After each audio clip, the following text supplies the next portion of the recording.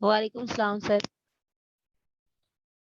जी जनाब, पूछें। पीछे वाले में कोई मसला मसाइल, कोई चीज़ क्लियर ना हो तो पूछ लें।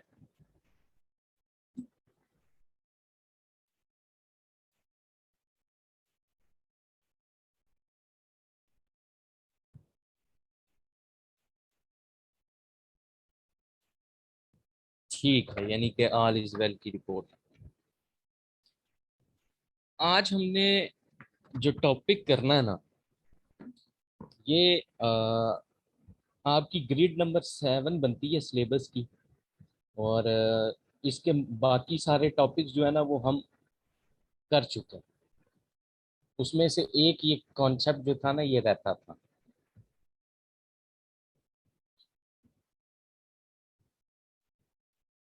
ठीक है सलमान, मैं कर दूँ।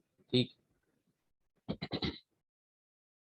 अच्छा, अब ये जो पर्टिकुलर टॉपिक है ना, ये बड़ा इंटरेस्टिंग भी है और बड़ा रीसेंट इमर्जिंग ट्रेंड भी है। पहले इसकी बेसिस सुने, इसमें से क्वेश्चन किस टाइप के आते हैं, ताकि आपके कॉन्सेप्ट अंडरस्टैंड करने में आसानी हो।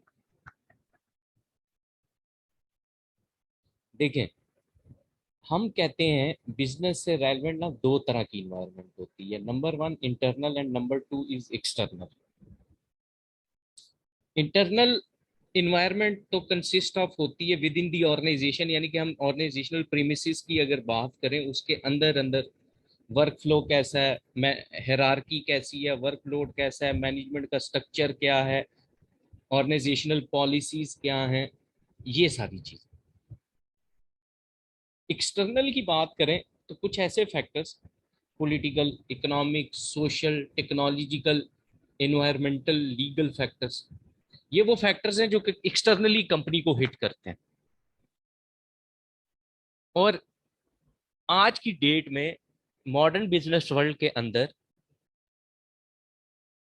ये फैक्टर्स कभी भी स्टेबल नहीं रहते। और हर ऑर्गेनाइजेशन जो कि किसी भी इंडस्ट्री को रिप्रेजेंट कर रही है, इंडस्ट्रियल फोर्सेस हर इंडस्ट्री में अलग अलग होती हैं। तो डेली बेसिस के ऊपर इन्वायरमेंट में चेंज आ जाती है। अब इसकी वजह से प्रॉब्लम ये आता है कि ऑर्गेनाइजेशन को ना रीस्ट्रक्चरिंग की जरूरत पड़ती है। और ये जो रीस्ट्रक्चरिंग है, ये डोमेन होती है किस चीज की? Change management. कि जब आपका एग्जिस्टिंग ऑर्गेनाइजेशनल स्ट्रक्चर सूटेबल ना रहे एग्जिस्टिंग इन्वायरमेंट के हिसाब से।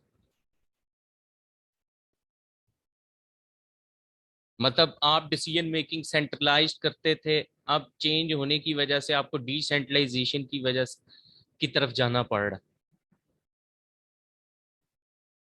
तो ऑर्गेनाइजेशनल स्ट्रक्चर सारा चेंज होगा, हायरार्की चेंज होगी। तो ये जो चेंज मैनेजमेंट का कॉन्सेप्ट है, इसमें कुछ मेन जो टॉपिक्स जो कि आपके पेपर पॉइंट ऑफ व्यू से बड़े इंपॉर्टेंट। नंबर वन, दो क्वेश्चन आए हुए हैं आपके यहाँ से पास पेपर्स में ना। नंबर वन, कि ये जो चेंज होती है इसके कॉन्सिक्वेंसेस क्या होते हैं, रेजिस्टेंस एम्प्लॉयज कैसे करते हैं। एक ये वाला क्वेश्चन आया हुआ है। एक क्वेश्चन आया हुआ है चेंज मैनेजमेंट के 7 आवर्स का क्वेश्चन आया है। ये चेंज मैनेजमेंट के डिफरेंट मॉडल्स हैं, अभी हम पढ़ेंगे बारी बारी। इसमें 11 का फोर्स फील्ड एनालिसिस भी आता है, जेमनी का 4 आवर मॉडल भी आता है, मैकेंसे का 6x मॉडल भी आता है। तो एक क्वेश्चन एक अटेम्प्ट में आपका मॉडल में से आया हुआ है, और एक जर्नल पर्सपेक्टिव के ऊपर क्वेश्चन आया है। बड़ा इंटरेस्टिंग टॉपिक है। बहुत सारी चीजें आप बीइंग अ पर्टिकुलर कंपनी के एम्प्लॉय होने के नाते आपको कई सारी चीजें यहाँ पे अब आज क्लियर होंगी। शायद ये कॉन्सेप्ट आपने कभी ऑर्गेनाइजेशन के अंदर टेस्ट नहीं किया ना प्रैक्टिस किया होगा, बट आज आप जब ये चीज पढ़ेंगे, मैंने भी लाइफ में जब पहली दफा पढ़ी थी और जब जॉब की, तो कई ऐसी चीजें थी कि जो कि जब आप ये कॉन्सेप्ट डिटेल में नहीं पढ़ते हैं और चीजों का आपको नहीं पता होता, आपको अपने राइट्स का भी पता नहीं होता और होता क्या है, क्यों ऑर्गेनाइजेशन चेंज होना चाहती है। क्यों वो आपसे डिमांड करती है आप अपने स्किल्स को इम्प्रूव करें, क्यों ऑर्गेनाइजेशंस आपको ट्रेनिंग प्रोवाइड करती है। हर चीज का आज आंसर मिलेगा। तो आज की एपिसोड स्टार्ट करते हैं। जीतो पाकिस्तान कह नहीं सकता मैं।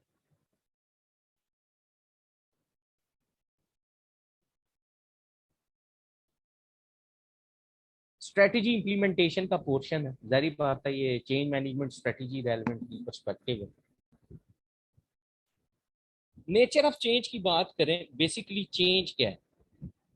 एक एग्जिस्टिंग स्टेट जिसमें आप अभी हो, आपने नेक्स्ट स्टेट की तरफ मूव करना हो, यानी कि एक फेज से दूसरे फेज में जाना हो, या एक पर्टिकुलर कंडीशन से दूसरी कंडीशन में जाना हो, एक स्टेट से दूसरी स्टेट में जाना हो, उसको क्या बोलते हैं? चेंज। चेंज दो तरह की होती है, या तो प्लान्ड चेंज होगी या अनप्लान्ड चेंज होगी। प्लान्ड चेंज का दूसरा नाम प्रोएक्टिव चेंज होता है, और अनप्लान्ड का रिएक्टिव। अच्छा, ये जो प्लान्ड चेंज होती है ना, ये क्या होती है कि इसमें कंपनी को पहले से पता होता है और जानबूझ के वो प्लान करती है कि आने वाले वक्त में, फ्यूचर में, हमें अपनी एग्जिस्टिंग स्टेट से कन्वर्ट होना पड़ेगा न्यू स्टेट। तो उसके हिसाब से कौन कौन से रिसोर्सेज रिक्वायर्ड होंगे, हमें कहाँ कहाँ चेंजिंग करनी पड़ेगी, कंपनी को बड़ा क्लियरली चीज़ों का पता होता है। और वो आहिस्ता आहिस्ता प्लानिंग करके उस चीज़ की आहिस्ता आहिस्ता इस चेंज को अकोमोडेट करना शुरू कर देते हैं। अनप्लान्ड चेंज कौन सी होती है? अनप्लान्ड चेंज बेसिकली वो चेंज जिसका आपको पहले से कोई नहीं पता, अचानक से न्यू सरकमस्टांस, किसी ने सोचा था?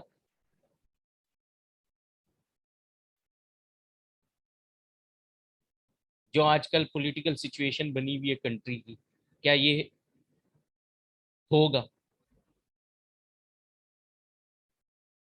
नहीं, किसी ने सोचा था। बट एक चीज बताऊं, फाइनेंशियल एनालिस्ट और इकोनॉमिस्ट ना पिछले 3-4 माह से प्रिडिक्शन कर रहे थे कि कोई अनसर्टन इवेंट होने वाला है। किसकी बेसिस पे? मार्केट फोर्सेस की बेसिस के ऊपर। आपकी स्टॉक एक्सचेंज में कंटिन्यूअसली डाउनवर्ड ट्रेंड जा रहा था। Business confidence index continuously decrease जा रहा था। फॉरेन डायरेक्ट इन्वेस्टमेंट का फ्लो रुक गया था, ये पता चल रहा था। तो ये ऐसे इवेंट्स होते हैं जो कि आपने पहले से प्लान करके नहीं रखे हुए होते। और बिजनेस भी अचानक से, अभी मैंने आपको बताया है, बड़ा मेन फैक्टर बिजनेस का पॉलिटिकल फोर्सेस, फिर इकोनॉमिक, फिर सोशल, फिर टेक्नोलॉजी। बिल्कुल। कोविड। ठीक है मुरिंदर, किसी ने नहीं सोचा था पूरी दुनिया की ट्रेड स्टक हो जाएगी, इंटरेक्शन सिटीज टू सिटीज भी बंद हो जाएगी। किसी ने नहीं कभी जिंदगी में नहीं सोचा था कि फेस मास्क इंडस्ट्री के साथ इतने लोगों का एम्प्लॉयमेंट मुंसलिक होगी। तो ये अचानक से आता है। और मसला ये होता है इस चेंज के अगेंस्ट ना, कंपनी, कोई भी ऑर्गेनाइजेशन, वो फौरन रिएक्ट नहीं कर पाता। मास वाई उन ऑर्गेनाइजेशंस के जिनके अंदर फ्लेक्सिबिलिटी हो कि वो उस चेंज को एडॉप्ट कर लें।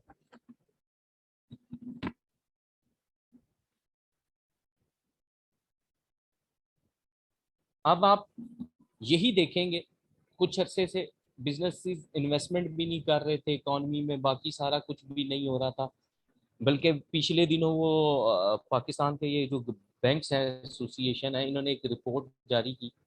तो बैंक्स को भी बड़ा मसला बन गया हुआ था कि बैंक का तो सारा काम चलता है क्रेडिट के ऊपर, और कंपनीज क्रेडिट ले नहीं रही थी क्योंकि वो इन्वेस्टमेंट करना नहीं चाह रही थी, बिजनेस कॉन्फिडेंस नहीं था। तो अब आप देखिएगा कि ये जैसे ये चेंज अगर होगी, आप देखिएगा स्टॉक एक्सचेंज अपनी पीक पे जाएगी, इन्वेस्टमेंट निकलेगी।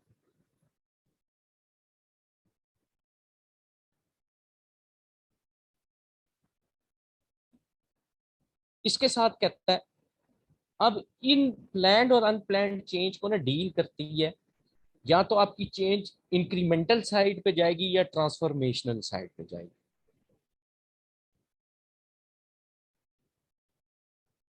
इंक्रीमेंटल चेंज बड़ी स्मॉल चेंज होती है कि जिसके लिए आपको रीस्ट्रक्चरिंग की जरूरत नहीं पड़ती, मतलब हायरार्की, ऑर्गेनाइजेशनल या मैनेजमेंट के स्ट्रक्चर्स, ये सारी चीजें आपको चेंज करने की जरूरत नहीं पड़ेगी। ये इजीली कोई पॉलिसी में या स्ट्रेटेजी में चेंज करके आप इस चीज को कर सकते हैं।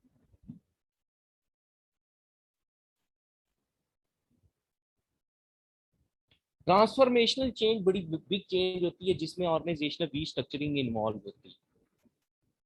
ऑर्गेनाइजेशन के पूरे सिस्टम्स, पूरे प्रोसीजर्स चेंज हो जाते हैं। अब आपके सामने ही होगा, गवर्नमेंट आएगी जनाब, किस तरह से बनेगी, कोलूजन बनेगा, फिर ये जो इन्होंने चीजें वॉइड की थी वो अपने असेंबली में लाज ला के उसका अप्रूवल कराएंगे, ये सारा कुछ होगा। बिजनेस उसके अकॉर्डिंगली अपनी स्ट्रेटजीज एस्टेब्लिश करेंगे।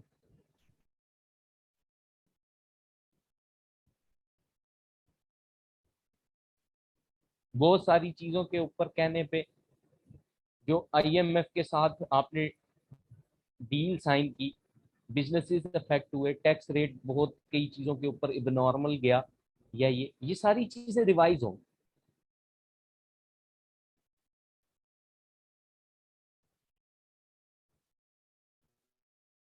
जितनी भी कंपनीज हैं इस टाइम के ऊपर पाकिस्तान के अंदर, वो दो मेन चीजें देख रहे हैं। नंबर वन पॉलिटिकल चेंज, और नंबर टू दूसरी इकोनॉमिक। क्योंकि पॉलिटिकल चेंज सपोर्ट करेगी किसको, इकोनॉमिक को। क्योंकि इकोनॉमिक पॉलिसीज उस कंट्री की जो एग्जिस्टिंग पॉलिटिकल पार्टी जो कि रूल आउट करती है वो डिजाइन करते हैं। टैक्सेशन पॉलिसीज हो गई, मॉनेटरी, फिस्कल, ये सारी कौन डील कर रहा होता है, गवर्नमेंट। तो जब ये आपके सामने होगा, आप देखिएगा कुछ दिनों में न्यूज में बिजनेसमैन बाकी सारे वो बुलाएंगे, पूछेंगे, तो आपको चीज नजर आना शुरू हो जाएगी।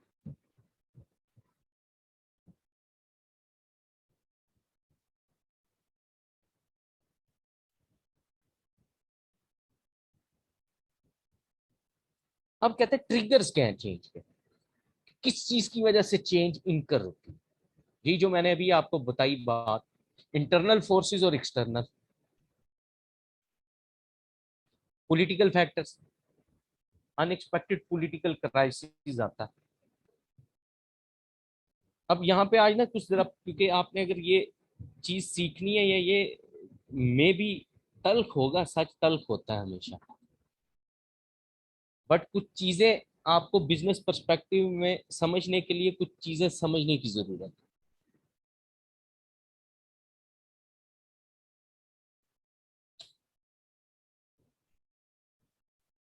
आपको पता है आपके मुल्क में 15% इन्फ्लेशन इंक्रीज किसकी वजह से, किस चीज की वजह से। नॉर्मल इन्फ्लेशन तो आप कहते हैं ना पूरी दुनिया में, आपको कोई भी बंदा आए वो टीवी पे आके कह दे यार कि ये जो इन्फ्लेशन है पूरी दुनिया में बिल्कुल है, हम नॉर्मल पे हैं। क्यों है वो 15% ज्यादा क्यों है, इस टाइम 15% नॉर्मल रेट चल रहा है पाकिस्तान में इन्फ्लेशन। या एक मिनट सब्र कीजिएगा, मुझे एक ऑफिशियल कॉल आ रही है, मुझे लेनी पड़ेगी जरूरी, एक मिनट से।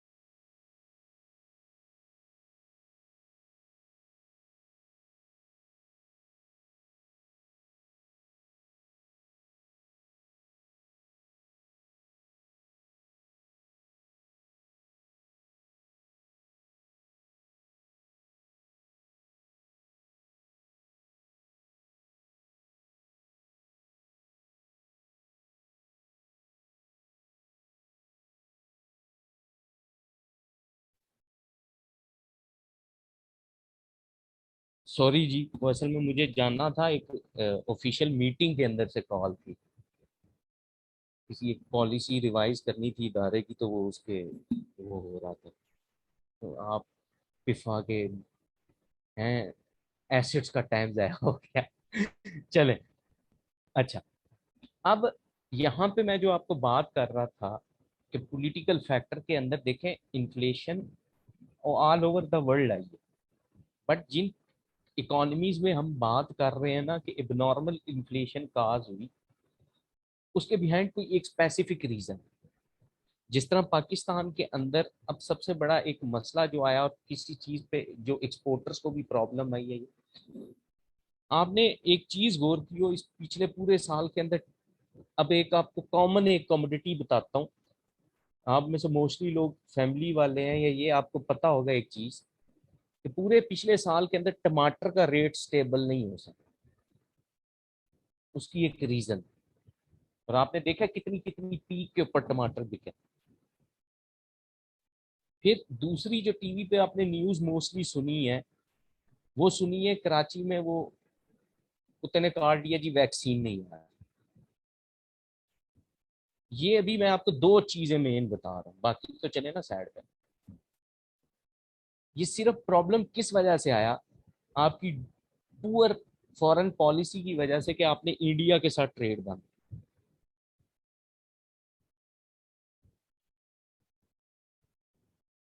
सिर्फ एक जो रोजमर्रा की चीज है, वो देखें, उसकी वजह से आपको कितना असर भुगतना पड़ा।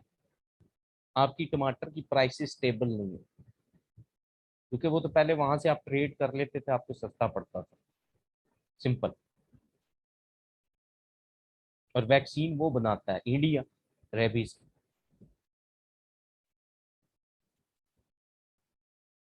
फिर यूं ही पाकिस्तान से जो सबसे ज्यादा चीज एक्सपोर्ट होके इंडिया जा रही होती थी, या ये वो नम सॉल्ट होता था, और वहां से पैसा रुक गया।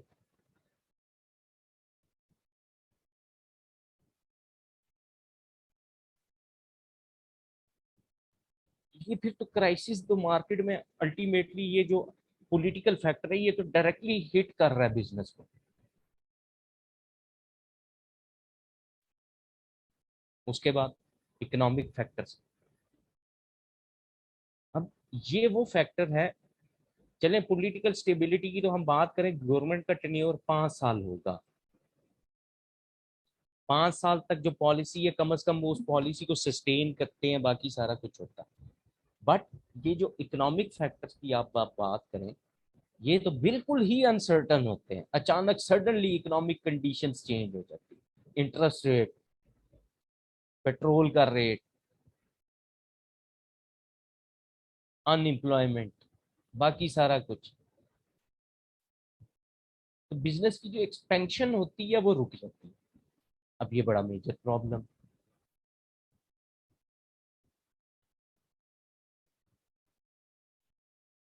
उसके बाद सोशल एंड कल्चरल फैक्टर्स। अच्छा, ये सोशल एंड कल्चरल फैक्टर में डेमोग्राफिक फैक्टर्स आते हैं। लाइक डेमोग्राफिक फैक्टर्स की बात करें, तो gender, age, income, population dynamics, ये सारी चीजें, आपका एटीट्यूड, आपकी ओपिनियंस, हेल्थ केयर ट्रेंड्स, ये सारी चीजें।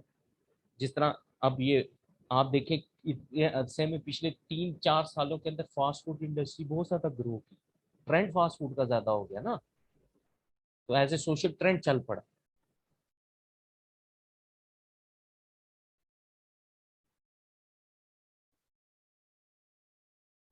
हैबिट्स, ईटिंग हैबिट चेंज हो गई। पहले फिर ये हमारी जन्नती लेडीज घर में कहीं ना कहीं रोटी पका लेती होती थी, अब गर्मियों में तो इनके जनाब बाहर से तंदूर से रोटी आएगी।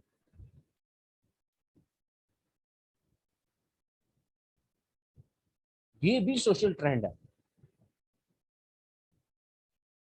अब कंपनीज को इनके हिसाब से स्ट्रेटेजीज बनानी पड़ती है, क्या करें, मजबूरी। आज से पहले आज से आप 7-8 साल पहले चले जाएं, क्या आपको शैम्पूज के अंदर इतनी वैरायटी नजर आती थी, इतने कलर्स नजर आते थे? सोप्स के अंदर आपको इतने नजर आते थे? कितनी ज्यादा ब्रांड एक्सटेंशन कर दी, इतनी प्रोडक्ट लाइन एक्सटेंड हो गई, मजबूरी है, क्या करें? वो पता नहीं मैंने आप लोगों को किस्सा सुनाया या नहीं सुनाया, ये सोशल ट्रेंड में। वो मैं उस दिन एक डिपार्टमेंटल स्टोर पे खड़ा, अब ये हमारे यहाँ तो सेल लगेगी तो चीज बिकेगी ना, अदरवाइज नहीं बिकेगी। ट्रेंड चेंज होते जा रहे हैं, फिनोमिना चेंज होते जा रहे हैं। हमें अब ये इसमें से पर्टिकुलर, अब देखें, बाज ब्रांड लेडीज प्रोडक्ट्स आपको देंगे, बाज जेंट्स की दे रहे। अब जेंट में वैरायटी कम होगी, लेडीज में देखें इतने कलर, इतना सारा कुछ, वो अलग होगा। कंपनी की मजबूरी है, नहीं करेंगे तो कहाँ से बिकेगी चीज? अब ये जो जनती लेडीज है हमारी, इन्हें बाथरूम की टाइल कलर के साथ का कलर का टॉवल चाहिए, इन्हें टूथपेस्ट का कलर भी वही चाहिए, इन्हें जनाब बुर्श का कलर भी वही चाहिए, सोप का कलर भी वही चाहिए, शैम्पू का कलर भी वही चाहिए। वो एक लेडी आई स्टोर पे, कहने लगी कि मुझे मूंगिया कलर का साबुन दे दो। अच्छा, मैं और वो बंदा, वो दुकान जो बिल वो कर रहा था, हम दोनों एक दूसरे का मुंह देखे।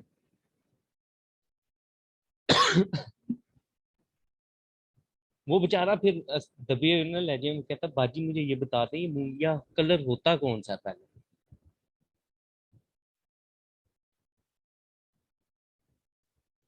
3 मिनट उससे इस चीज पे बहस की कि आपको मूंगिया कलर का नहीं पता।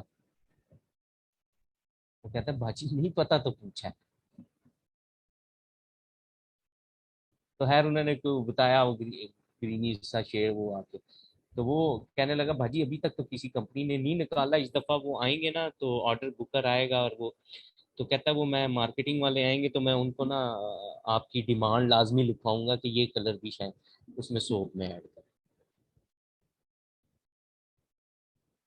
हमें ये सारी चीजें, ये सब मजाक लगता है, बट कंपनीज के लिए ये सब कुछ चैलेंज बन गया, इसी सोशल ट्रेंड चेंज होने की वजह से।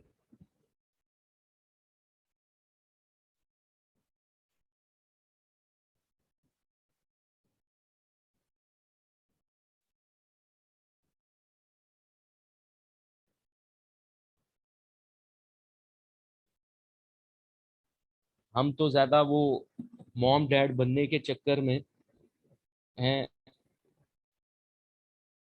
क्या ऐसे ऐसे रेस्टोरेंट जाएंगे? ये आपको पता है, पिछले पूरे साल के अंदर केएफसी ने आपको सारा एक्सपायर्ड चिकन खिलाया।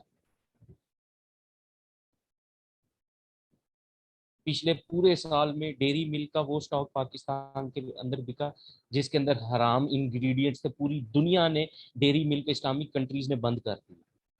आपके यहाँ टॉप सेल पे गई, रिकॉर्ड टूटा 14 फरवरी को।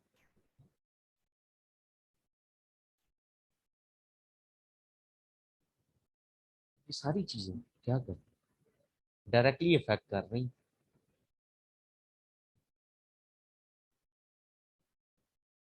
और किस वजह से? पब्लिक एटीट्यूड चेंज होने की वजह से।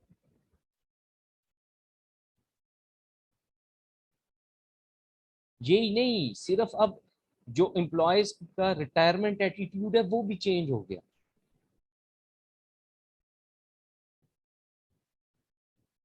लोग सिक्योर करना शुरू करते हैं। मैं उस दिन ना एक जगह पे, एक फोरम पे एनालाइज कर रहा था एक चीज को।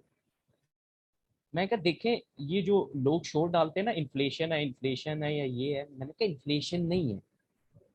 अगर इन्फ्लेशन होती तो भाई यहाँ पे आप एक चीज देखें, अभी आप किसी इशारे पे जाके खड़े हो जाएं, आपको 3 से 4 गाड़ियां अप्लाइड फॉर के उसके साथ नजर आएंगी। अगर इन्फ्लेशन हो तो उस कंट्री का हाल ये होता? नो। मसला क्या होता है, हमारी इनकम ड्राइव करती है हमारी परचेजिंग पावर। और इनकम के मेन दो कंपोनेंट्स होते हैं, कंजम्पशन प्लस सेविंग।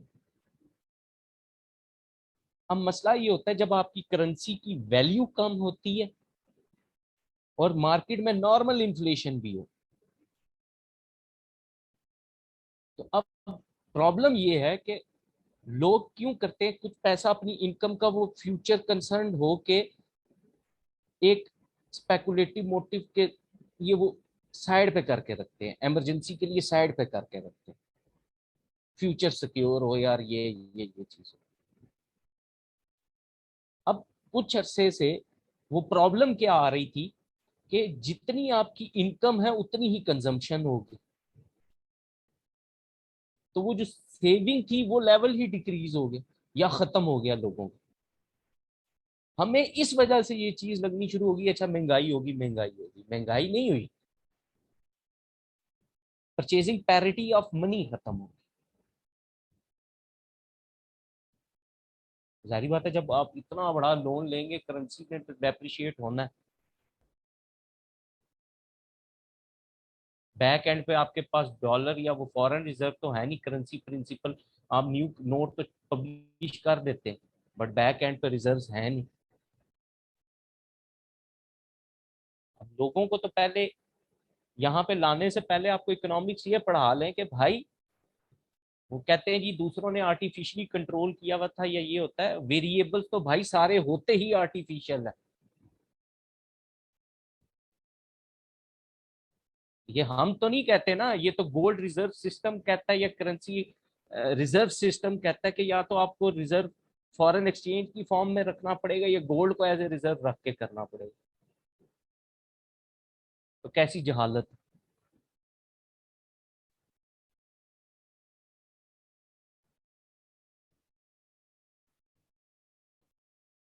और इस टाइम पीरियड में इन फैक्टर्स की वजह से आज की डेट में मैं कई लोगों को जानता हूं, अच्छा भला उनका कारोबार था, इस टाइम वो सब्जी की दुकानें खोल के बैठे।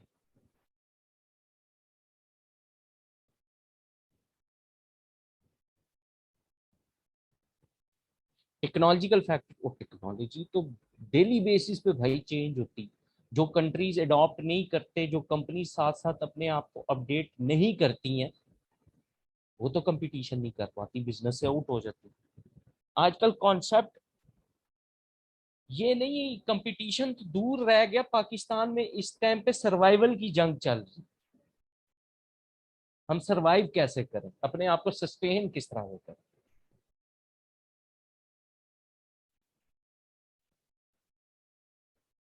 इकोलॉजिकल और इन्वायरमेंटल फैक्टर्स की बात करें, ये वाटर सप्लाई के जितने प्रॉब्लम्स,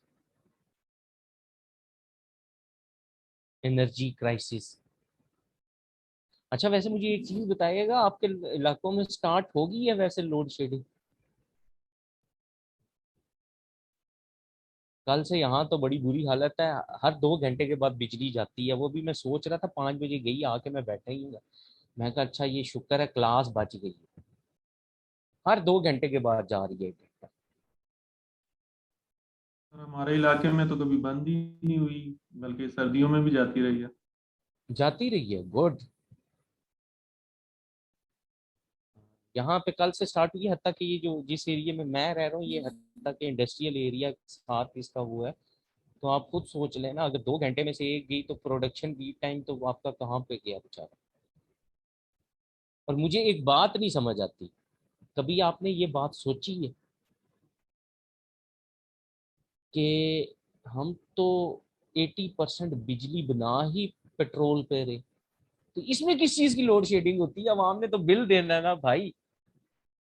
मुझे आज ये कॉन्सेप्ट समझा है, फिर भी लोड शेडिंग समझ नहीं आ रही। क्यों? क्यों? सोचें ना क्यों। सोचिएगा, अगर ये आंसर मिल गया आपको तो शायद कई सारी चीजें, मैंने आपको ये बता दिया ऑन द रिकॉर्ड है। इकोनॉमिक सर्वे आप पाकिस्तान से उठा के देखें, पाकिस्तान का 80% एनर्जी सोर्स ये इससे हो रहा है, या तो गैस पे या पेट्रोल पे, तो या इसके ऊपर। और फिर उसमें कौन सी लोड शेडिंग होती है, चलो हाइड्रो होती है, हम कहते हैं पानी कम हो गया दरियाओं में तो उसकी वजह से हो रही है। सिर्फ मुझे आप इस चीज का आंसर सोचें बैठ के, आपको कई प्रॉब्लम्स शायद समझ आ जाए।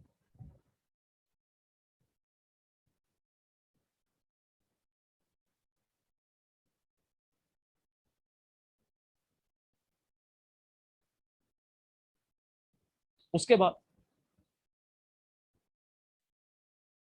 फिर एक इन्होंने आपको पाकिस्तान में नया कॉन्सेप्ट दे दिया पिछले 3 1 सालों में, 4 में, पीक आवर वाला।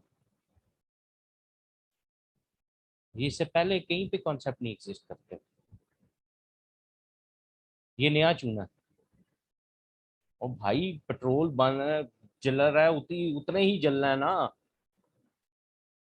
आपने उतना चार्ज करना है, मीटर चल रहा है।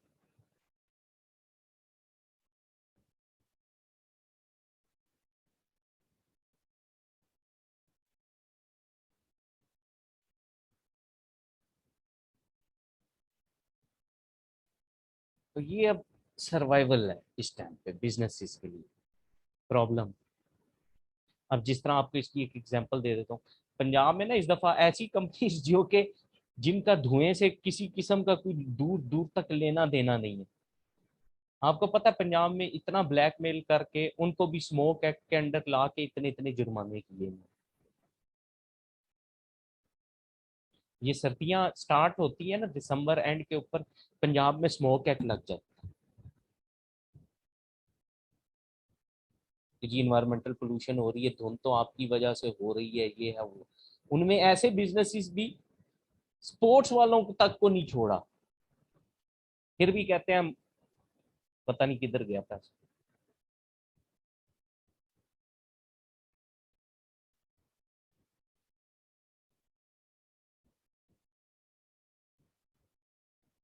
लीगल फैक्टर्स,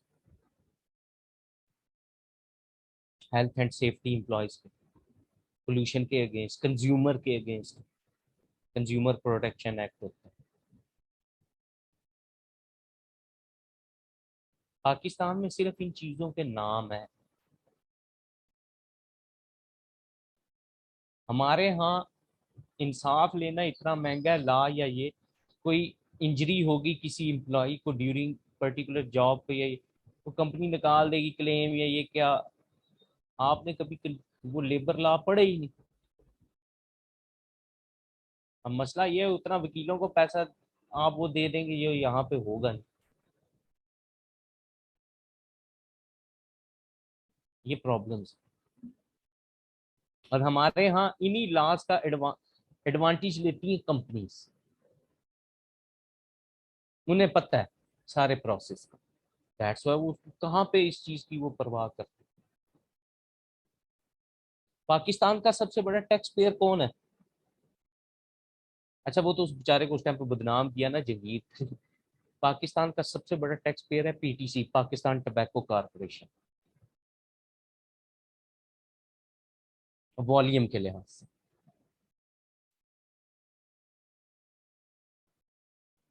माशाल्लाह से इतना सिगरेट एक्सपोर्ट करते हैं जिसकी हद ही कोई। तो वो यहाँ पे ना, आपको पता है ये जो एक केस खुलेगा ये बिलियन सुलामी ट्री वाला, इसमें इनके जॉइंट पार्टनर थे ये पाकिस्तान टबैको कारपोरेशन वाले। हर साल ये जब शजरकारी मुहिम होती है ना अगस्त में, और ये तो ये प्लांट्स देते हैं, और एट द एंड ये ना पहुंच जाते हैं एफबीआर जी के, हमने तो इतनी की सोशल रिस्पॉन्सिबिलिटी की है, हमारा ये टैक्स माफ किया जाए। क्यों? कंपनीज को पता है भाई, ये अगर ये ना होता तो ये क्या फाहद मुस्तफा का प्रोग्राम चलता होता? और ये लेडीज बैठ के जो हाय बहन देख इसका 1 किलो सोना निकला, ये कहती होती। मार्केटिंग तो हो रही है, कंपनी पागल है यार। आपको लगता है मार्केटिंग कर रहे हैं, या ये भाई वो हलीमा सुल्तान को बुला के मार्केटिंग कर लेते, तो सारा कुछ कर लेते। तो फिर यहाँ पे क्यों दे रहे हैं फ्री ऑफ कॉस्ट? वो इसको सोशल रिस्पॉन्सिबिलिटी का पार्ट बना लेते हैं, बाद में एफबीआर में क्लेम भेजते हैं, टैक्स माफ कराते हैं। और हमारे यहाँ लेडीज, अब देखें वो लगता भी किस टाइम पे है, पीक आवर होता है, सबसे महंगी बिजली चल रही है।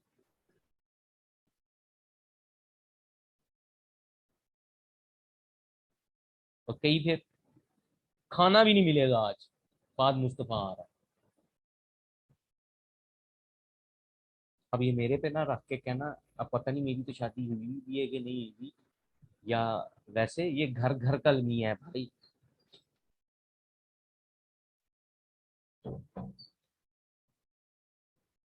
उसके बाद इंटरनल चेंज फैक्टर्स की बात करें, क्या है?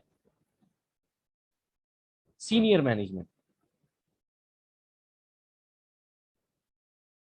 हाँ, कंपनी की सीनियर मैनेजमेंट, अब क्योंकि पॉलिसीज तो उन्होंने बनाई, स्ट्रेटेजीज उन्होंने बनाई, अब वो चेंज होगी, न्यू आएंगे बोर्ड ऑफ डायरेक्टर्स या जो भी मैनेजर्स आएंगे, डिपार्टमेंटल हेड्स आएंगे, वो सारी बातें अपने अकॉर्डिंगली लेके चलें। फिर एक्विजिशन एंड मर्जर, दो एंटिटीज थी सिंगल हो गई, या एक ने परचेज कर लिया दूसरी, तो अब तो ये जिसका ज्यादा मेजर होल्डिंग शेयर्स होंगे या एक्वायर कर लिया, अब तो सारी चीजें वो अपने अकॉर्डिंगली पॉलिसीज कंपनी को चलाएगा, प्रोडक्ट्स रखनी होंगी रखेगा, कहेगा चेंज करना तो चेंज कर देगा। डीमर्जर्स और डाइवेस्टमेंट्स, ये मैंने आपको उस दिन भी करते हुए, जब हमने इसे एज एक्विजिशन और ये स्ट्रेटेजी पढ़ रहे थे, मैंने आपको ये बताया था, क्योंकि पाकिस्तान में मोस्टली फैमिली ओन्ड बिजनेसेस हैं, और यहाँ पे हमारे यहाँ जो मर्जर्स होते हैं वो फैमिली बेस्ड ही मर्जर्स होते हैं, कि बच्चों की शादी हुई तो वो हो गए, तो जारी बात है फिर डी मर्जर तलाकें भी तो होती हैं ना, तो फिर वो कंपनियां अलग हो जाती हैं। ये भी मजे की बात, ये भी सिर्फ पाकिस्तान में ही है। क्या बात।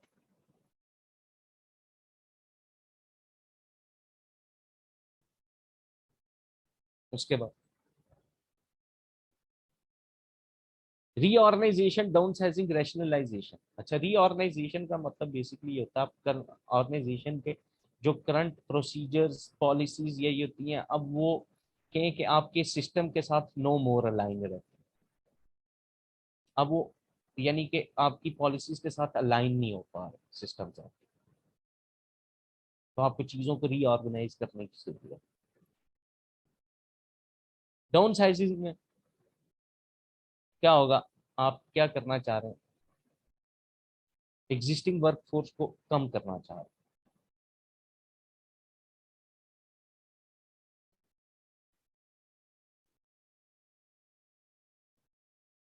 रैशनलाइजेशन, जब आपके करंट ऑपरेटिंग प्रोसीजर्स चेंज को अकोमोडेट ना कर पा रहे, आपका करंट सिस्टम इनएफिशिएंट और इनफेक्टिव हो जाए।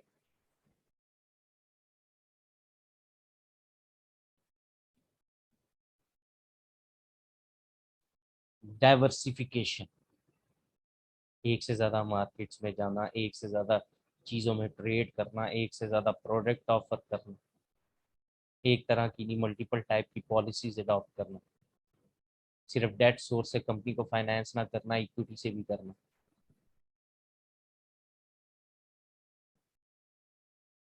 अब है जी रिएक्शन टू चेंज, ये जो आपके पेपर में क्वेश्चन आया हुआ है वो ये वाला।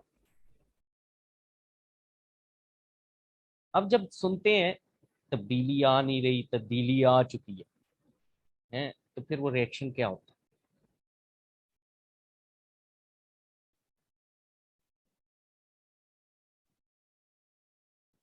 Willing and enthusiastic acceptance. अच्छा, ये वो लोग होते हैं ना जो कि एम्बेरस हो गए होते हैं करंट सिस्टम से, कहते फेलियर हो गया, सब खराब हो गया।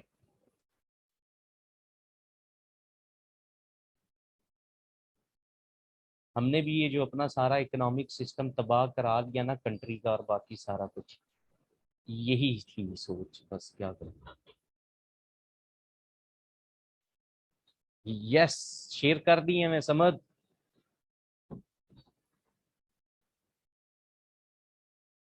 ये वो लोग होते हैं जो इनकरेज होते हैं चेंज के लिए, पॉजिटिव अप्रोच होती है विन में। ये कहते हैं यार, ये इतने मोटिवेटेड होते हैं कि कहते हैं बस करो हम तुम्हारे साथ हैं।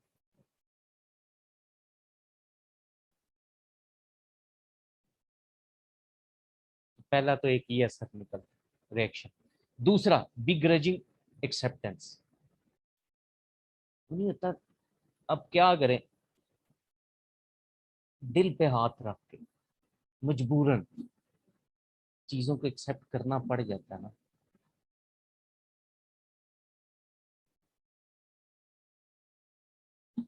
तो बेशक वो चीज आपकी मॉरल वैल्यूज के अगेंस्ट हो, हाँ मेरी बाय फोर्स भी है, पर वो अब ला के खड़ा कर देते, उसके अलावा चॉइस कोई नहीं ना होती। जहां पे जिस कौम के अंदर लीडर सिलेक्ट करने की, या ये हम हर चीज की सिलेक्शन की, ये जो अभी आपको कलर की बेसिस बताई, या या ये हो कि जी देखो इतना हैंडसम है ये बंदा, इसी को होना चाहिए इस पोस्ट के ऊपर, ये हो। जहां पे जिस माशरे के अंदर चीजें इस किस्म की हो, तो फिर तो यही होता है। फिर हर जगह बाय फोर्स ही, ये आपको, इसको आप बाय फोर्स ही कह लें कि आपके ऊपर इम्प्लीमेंट कराने की कोशिश की जाती है, और लोग दिल बर्दाश्ता होकर दिल पे हाथ रख के वो होते हैं, उनकी मॉरल वैल्यूज भी सफर होती हैं, सब कुछ होता है।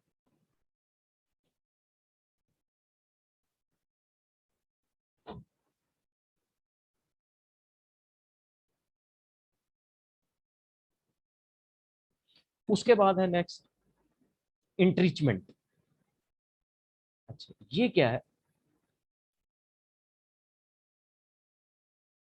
कि जब लोग देखते हैं ना कि रिफ्यूज कर दिया चेंज, तो फिर क्या होता है? JIT, ये सिर्फ यहाँ नहीं बनती, पॉलिटिक्स में कंपनीज में भी बनती। डिसिप्लिनरी एक्शंस ले लेते हैं, निकाल दिया जाता है एम्प्लॉयज को।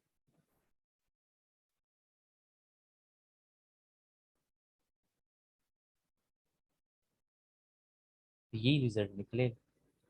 उसके बाद नेक्स्ट इज स्ट्राइक एक्शन।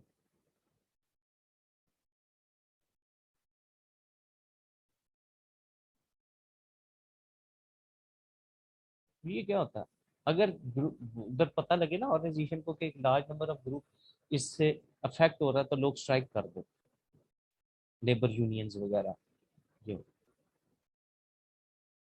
फिर तो वहां तो सारा सिस्टम ही स्टक हो जाता है। आपने पीछे देखा है कई दफा, कई इदारों की जब प्राइवेटाइजेशन होने लगी या ये, तो एम्प्लॉयज ने धरने दिए आप, क्योंकि उनको पता होता है कि हम, और ये तब हो रहा होता है, नहीं तो बाकी जगहों पे इतनी रेजिस्टेंस नहीं आती, उन्हें पता होता है हम इसके बाद कहाँ जाएंगे, क्या करेंगे, हम गलत थे।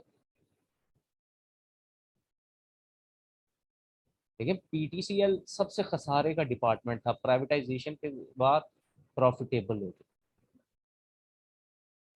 सर्विसेज देखे उनके, बाकी सारा पैकेजेस शैकेजेस, या ये जहाँ पे तो वो ऑप्टिकल फाइबर पे चले गए हुए हैं, वहां तो उनकी सर्विसेज एयरटेल से भी ज्यादा अच्छी।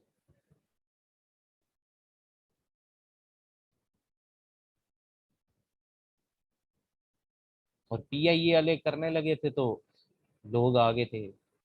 अब मुझे बताए ना कौन सा गवर्नमेंट का ऐसा डिपार्टमेंट है, अंदर एक वो मॉडल गर्ल बैठी होती है पूरी, एक टोयोटा हाई एक्स उसके लिए जाती है उसको लेने आने, और भाई पेट्रोल उस पर कितने लोग आ जा सकते हैं, और कोई छोटी गाड़ी भेज दो। तो ये वेस्टेज ऑफ रिसोर्सेज ही हो रहा है ना, और क्या है?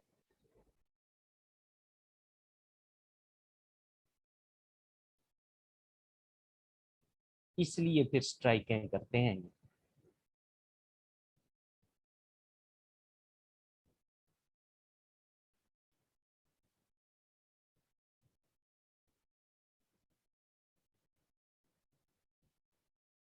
उन्हें पता होता है कि अगर प्राइवेट सेक्टर के अंदर आ गई डोमिनेंस, तो भाई हमें तो 9 से 5 बजे तक बैठ के काम करना पड़ेगा। तो हम उस दौरान बच्चों के स्कूल कैसे विजिट करेंगे, उस दौरान हम घर कैसे चक्कर लगाएंगे दोपहर में, ये सारे प्रॉब्लम्स होते हैं, तब ही एक्सेप्ट नहीं करते चेंज।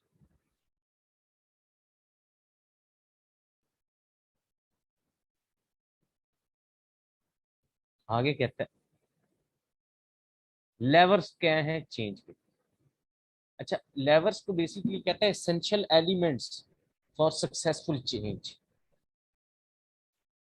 कब आप ये कर सकते हैं? नंबर 1, सबसे पहले आपकी क्लियर अंडरस्टैंडिंग होनी चाहिए अबाउट चेंज, कि ये जो आप, ये नहीं था, अभी मैं आपसे पूछूं, लाइक मोस्टली आप में से लोगों को नहीं पता कि जी ऑफशोर कंपनी क्या होती है। मैंने उस दिन आपको बताया कि फिर तो दुनिया की सबसे बड़ी ऑफशोर की एग्जांपल आपके पास जो कंपनी है वो एप्पल है। तो फिर तो उसको क्या होता उसका। बेसिकली आपको बताया जाए कि भाई ये चेंज रिक्वायर क्यों है, इस चेंज के थ्रू हम चेंज क्या करना चाह रहे हैं, रिजल्ट क्या अचीव करना चाह रहे हैं।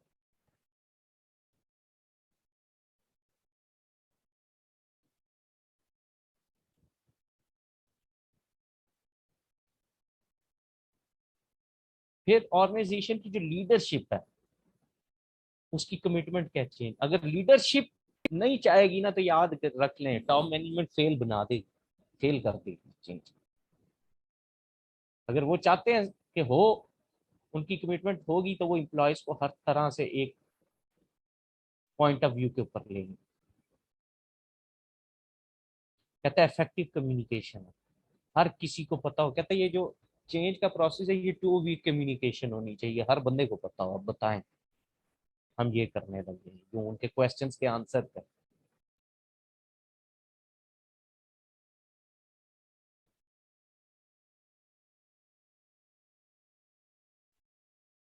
फिर कहता है मैनेजमेंट के अंदर वो नेसेसरी क्वालिटीज होनी चाहिए जो कि चेंज को अकोमोडेट करने में यूज हो। उसके अंदर वो लीडरशिप क्वालिटीज होंगे जो कि चेंज को मैनेज करने में हेल्प प्रोवाइड करते हैं। फिर कहता है आपका जो ऑर्गेनाइजेशनल स्ट्रक्चर और रिलेशनशिप्स हैं विद इन ऑर्गेनाइजेशन वो चेंज की रिक्वायरमेंट को मीट करते हैं। फिर कहते हैं रिवॉर्ड सिस्टम, सारी बात है, लोग अफेक्ट होंगे भाई, उनके लिए रिवॉर्ड होना चाहिए। जैसे जब उन्होंने पीटीसीएल को किया था प्राइवेटाइज तो गोल्डन शेक एंड स्कीम निकाली थी एम्प्लॉयज के लिए, जो नहीं कैरी करना चाहते कामचोर लोगों के लिए, उन्होंने फिर वो रिटायरमेंट ली।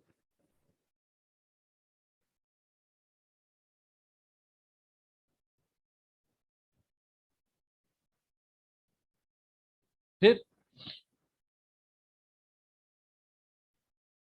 कहता है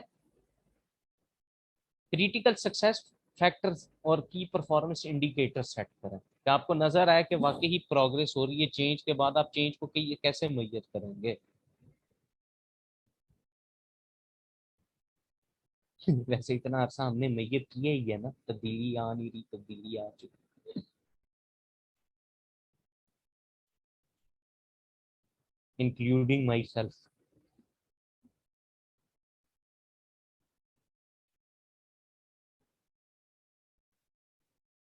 पाकिस्तान वैसे मजाक ही बन गया है यार, सही बात है, हम जैसे लोगों की वजह से बना है। हर वो दोस्त है आज, वो दोपहर में हम मैं तो कहीं क्लास ले रहा था तो वो आज वो वहां से उसकी कॉल आई, वो कहना है यार क्या बात है, छोड़ के आए थे तब भी वैसा था, यहाँ पे है तब भी वैसा है, वापस आएंगे तब भी ऐसा ही होगा। फिर कहता है आप अपने एम्प्लॉयज को एजुकेट करें, उनकी ट्रेनिंग नीड करें कि जो उनके अंदर स्किल्स एबिलिटीज नहीं है वो हो सके फुलफिल।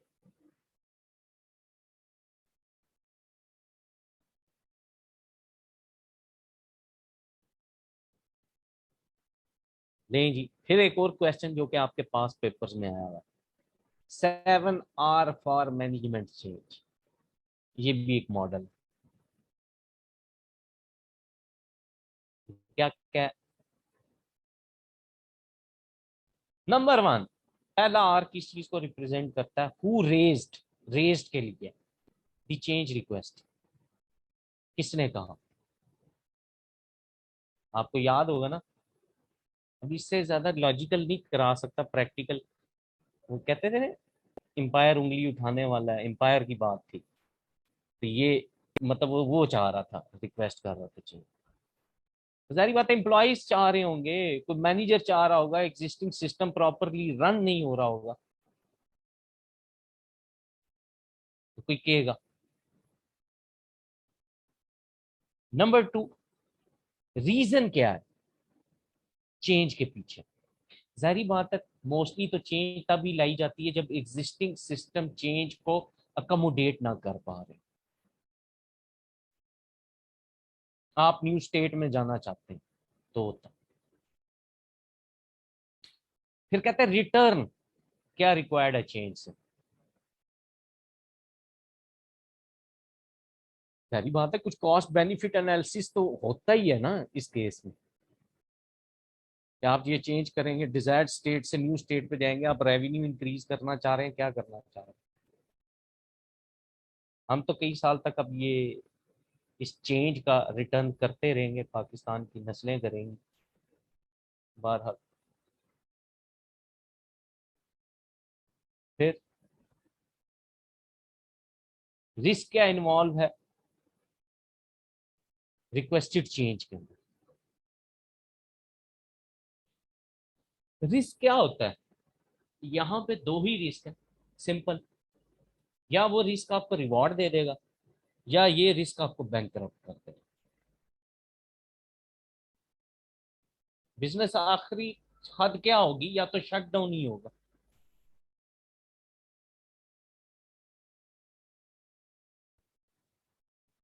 फिर कहता है अगला, who is responsible for the create test and implement the change. अब ये बड़ा मजे का क्वेश्चन है। हाय हाय हाय।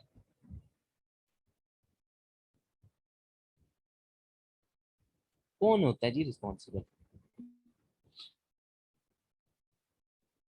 अच्छा, ये चेंज मैनेजमेंट के प्रोसेस के अंदर ना दो लोग इन्वॉल्व होते हैं। एक को बोलते हैं चेंज स्पॉन्सर और एक को बोलते हैं चेंज एजेंट।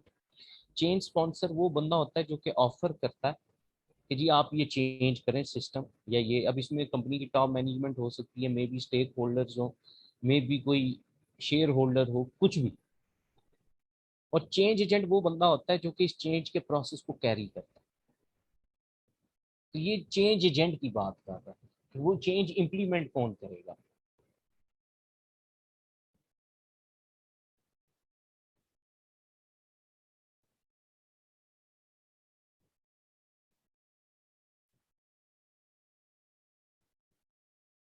आगे कहता है रिसोर्सिस कौन से रिक्वायर हैं चेंज को डिलीवर करने के लिए।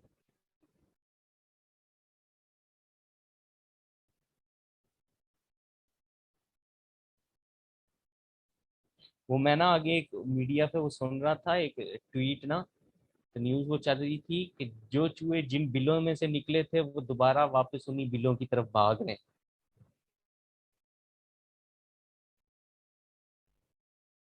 तो वो रिसोर्सिस ही थे ना।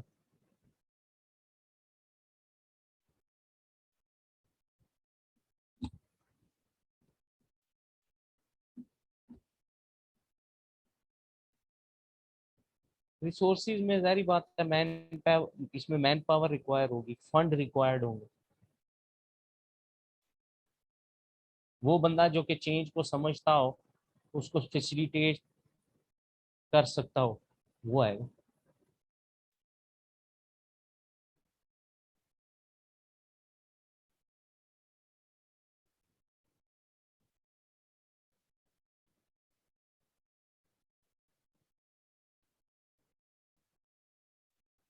फिर कहता है रिलेशनशिप, आखिरी 7 किस चीज में रिलेशनशिप बिटवीन सजेस्टेड चेंज और अदर चेंज। अच्छा, ये अदर चेंज का मतलब क्या है, सजेस्टेड का क्या है।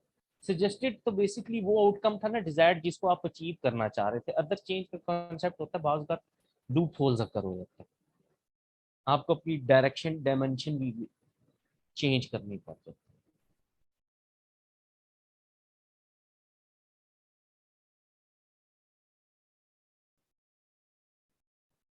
दुनिया का सबसे ज्यादा प्रैक्टिकल मॉडल अगर चेंज मैनेजमेंट के ऊपर भी समझा जाता है, एक तो मैकेंसे का है ही है, बट सबसे ज्यादा इम्प्लीकेशंस किस मॉडल की है, ये जो अब हम पढ़ने जा रहे हैं ना, लेविन का फोर्स फील्ड एनालिसिस। ये सबसे बड़ा मेजर काम है चेंज मैनेजमेंट।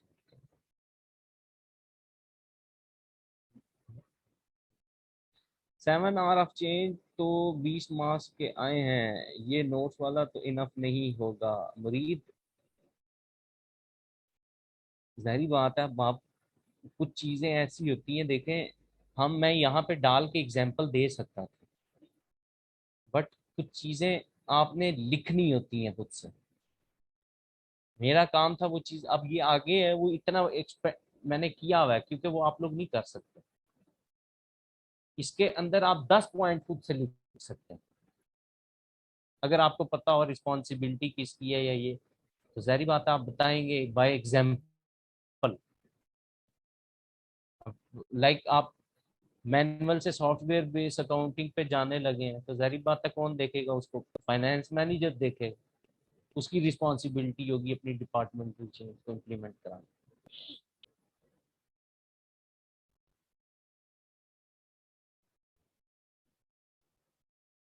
हाँ, अगर नहीं, इसमें ये चीज है कि आप ये कहो सर काइंडली इसकी भी खीर बना के भेज देना, तो यस मैं उसमें किशमिश विशमिश ऐड करके डाल दूंगा, ठीक है।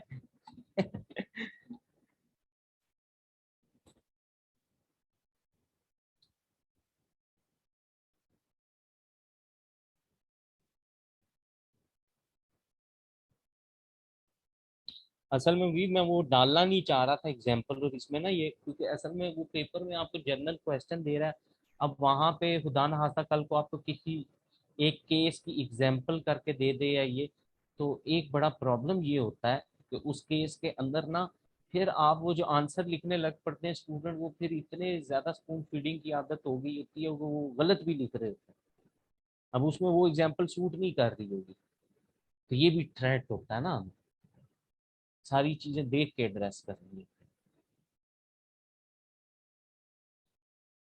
अच्छा, अब ये लेविन का फोर्स फील्ड एनालिसिस है, बड़ा इंपॉर्टेंट कॉन्सेप्ट चेंज मैनेजमेंट के अंदर, चेंज मैनेजमेंट के प्रोसेस के अंदर। कहता है बेसिकली ये मॉडल डील करता है प्लान्ड चेंज, अनप्लैंड को नहीं। ऊपर हमने देखा था ना जो प्लान्ड और अनप्लैंड चेंज होती है। प्लान्ड जिसके बारे में आपको पहले से पता होता है, और उसके लिए आप आहिस्ता आहिस्ता प्लानिंग कर रहे होते हैं, रिसोर्सेज भी इकट्ठे कर रहे होते हैं, बाकी सारा कुछ एक पर्टिकुलर टाइम पीरियड पर सिर्फ आपने एक्शन करना होता है। तो यहाँ पे भी वही कहता है कि इसने इसके अकॉर्डिंग कहता है कि चेंज के अगेंस्ट में दो अपोजिंग फोर्सेस होती है। अपोजिंग मतलब अपोजिट टू ईच अदर होती है। कहता है ड्राइविंग फोर्सेस और रिस्ट्रेंटिंग फोर्सेस। कहते हैं ड्राइविंग फोर्सेस बेसिकली चेंज के सपोर्ट में होती हैं, और जो रिस्ट्रेंटिंग फोर्सेस होती हैं ये अपोजिंग टू या रेजिस्टेंस करते हैं चेंज के अगेंस्ट।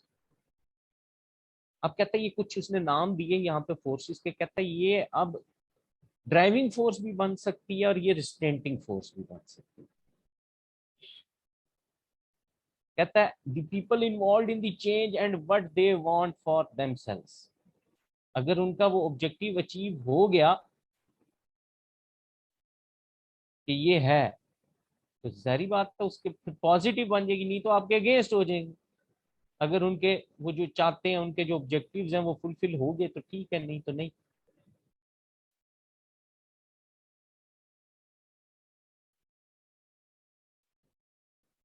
नहीं तो फिर एट द एंड यही होगा जो पिछलों के साथ हुआ, जो इनके साथ हुआ, अगले आने वालों के साथ होगा। मुझे क्यों निकाला?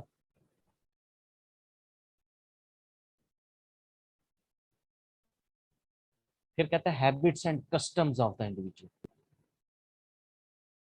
अच्छी आदतें होंगी तो ड्राइविंग फोर्स का काम करेगी, बुरी होंगी तो फिर रवायात कस्टम्स। उसके बाद एटीट्यूड। अच्छा, मोस्टली लोगों का ना ये एटीट्यूड का मतलब नहीं पता होता, हम गलत इंग्लिश गलत टाइम पे बोल रहे हैं।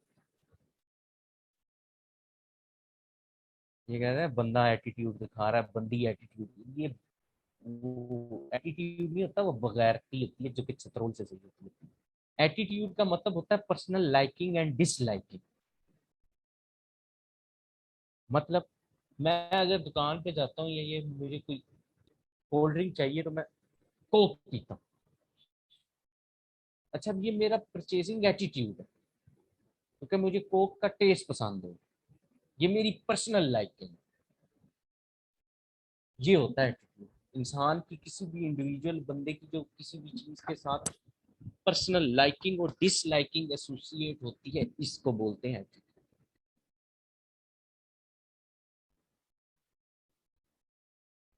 फिर relationship between the peoples involve कैसा है उनका, अच्छा होगा रिलेशनशिप तो चेंज का प्रोसेस सक्सेसफुली हो जाएगा, नहीं होगा तो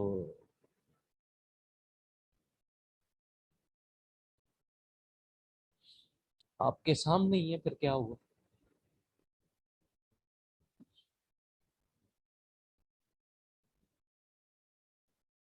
organisational hierarchy structures within the organisation सही होगी, बहुत ज्यादा लेंथी ना हो, शॉर्ट हो टाल हो, जो भी है वो हमने पीछे देखा था स्ट्रक्चर्स में। ये ड्राइविंग फोर्स भी हो सकती है, रिस्ट्रेंटिंग भी हो सकती है। Vested interest and benefit, yes. अगर एम्पायर लाया था तो एम्पायर चाहता था कुछ तरमीम्स करना, अपने वो एक्ट के अंदर चेंजेस चाहते थे, बट वो एम्पायर के एक्ट चेंज ना हो सके, तो उन्होंने कहा अब आपके जाने का वक्त है, घर जाए।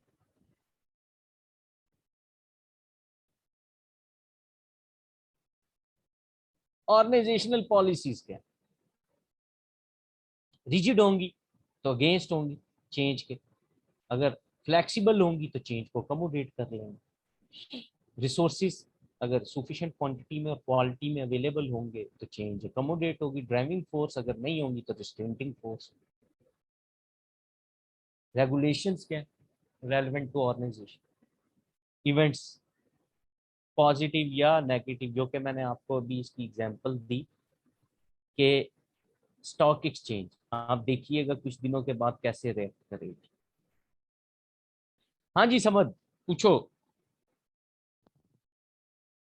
सर ये वेस्टेड इंटरेस्ट एंड बेनिफिट्स जो हैं ये पर्सनल इंटरेस्ट हैं या फिर ये वो बेनिफिट्स हैं जो चेंज।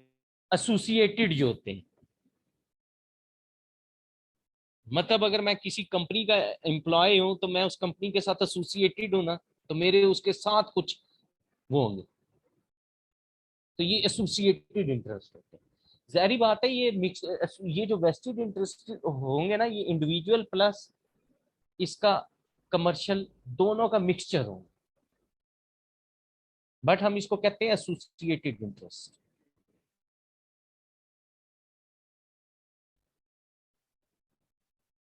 ठीक है समझ।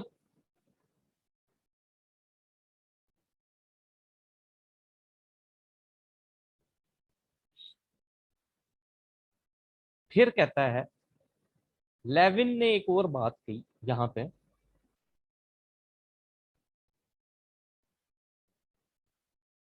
कहता है चेंज तब तक इनकर नहीं हो सकती अगर रिस्टेंटिंग फोर्सेस की इंटेंसिटी या वो ज्यादा स्ट्रॉन्गर हो ड्राइविंग फोर्स से। कहता है चेंज उसी केस में पॉसिबल है अगर ड्राइविंग फोर्स की स्ट्रेंथ रिस्टेंटिंग फोर्सेस से ज्यादा। तो हमें क्या जरूरत होती है, ड्राइविंग फोर्सेस को स्ट्रेंथन करने की और रिस्टेंटिंग फोर्सेस को वीक करने की। अब कैसे करें, ये ऑर्गेनाइजेशनल पॉलिसी होगी, डिपेंड करता है। इसकी एग्जांपल तो आजकल टीवी पे आप बैठ के देख ही रहे, इससे ज्यादा प्रैक्टिकल एग्जांपल क्या होगा।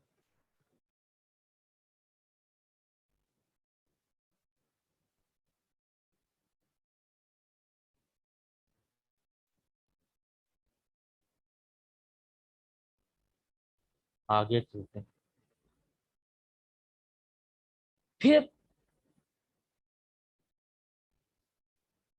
लेविन ने एक और model perspective plan change theory के नाम से दिया। इसने कहा चेंज के अंदर बेसिकली चेंज प्रोसेस में ना तीन मेन स्टेजेस इन्वॉल्व होती है, अनफ्रीज, चेंज एंड रीफ्रीज। अच्छा अब ये क्या है, अनफ्रीज में क्या कहता है कि बेसिकली ना आपने, अब ये आपको समझ आएगी आप लोगों के साथ हुआ क्या कुछ सालों में। अनफ्रीज में क्या होता है, सबसे पहले ना जो कंपनी की मैनेजमेंट होती है या एम्पायर होता है ना, वो क्या करता है, लोगों को ना एग्जिस्टिंग जो उनके कंफर्ट जोन्स होते हैं उनसे बाहर लेके जाता है, और उसकी कोशिश ये होती है कि आपको करंट सिस्टम की खराबियां बताई जाए, आपको उसके लूप होल्स बताए जाएं, आपको एग्जिस्टिंग सिस्टम के अगेंस्ट किया जाए, आपको उस एग्जिस्टिंग सिस्टम के अगेंस्ट डिससेटिस्फैक्शन फील करवाई जाए, तो कहते हैं तब लोग अपने कंफर्ट जोन से बाहर आते हैं,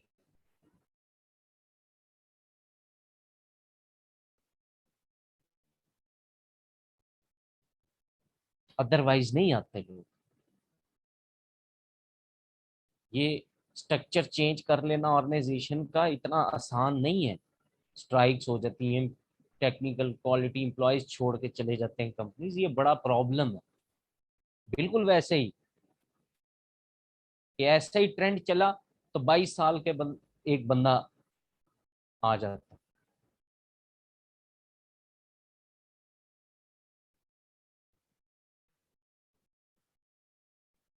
ये आपको समझ आई? ये है प्रैक्टिकल वर्ल्ड। ये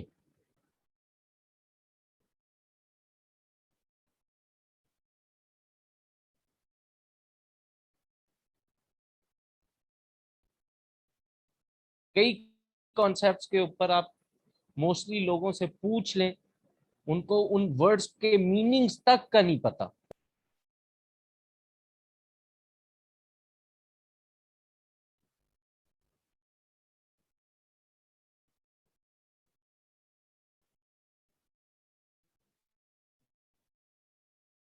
बट क्या है, एग्जिस्टिंग सिस्टम के हिसाब से आपको डिससेटिस्फेक्शन फील करवाई जाती है। हम कहते हैं जी करंट सिनेरियो आइडियल नहीं रहा, ये नहीं हुआ, वो नहीं हुआ। इनफैक्ट इस हद तक कंपनी की मैनेजमेंट या एम्पायर चले जाते हैं, यहां तक वो बात कर लेते हैं इसके अलावा चॉइस क्या थी, ये लम्हे फिक्रिया होता है।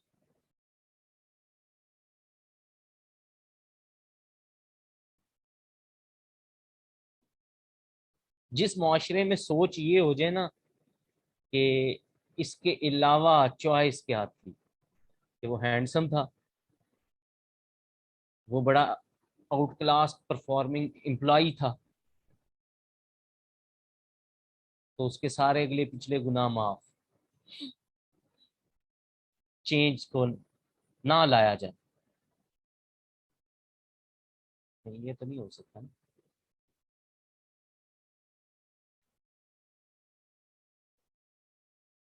अब ये कैसे होता है, आप लोगों को उनके कंफर्ट जोन से कैसे निकालते हैं? अब ये टैक्टिस भी बताती है मैनेजमेंट साइंस।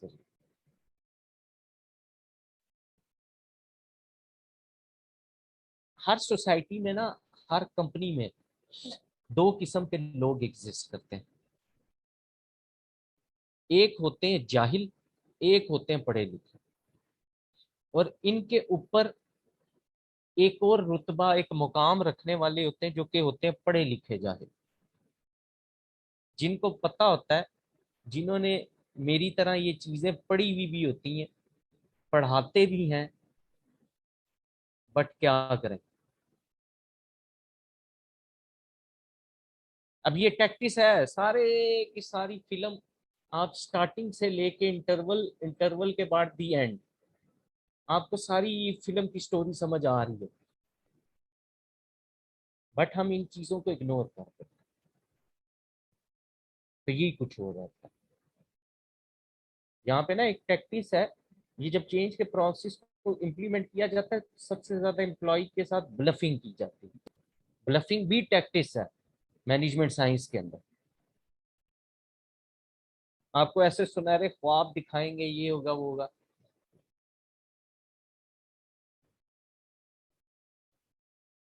आपको कहेंगे आपकी सैलरी डबल कर दें, तो भाई प्रॉफिटेबिलिटी डबल होगी तो आपकी सैलरी डबल होगी ना।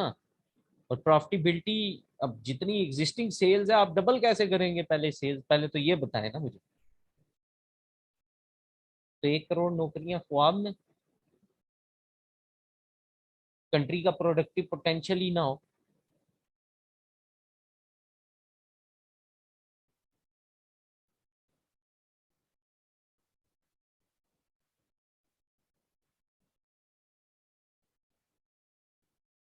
क्या है? नंबर 1 कहता है, ये सुनते जाए हुआ क्या आप लोगों के साथ, मेरे साथ ये।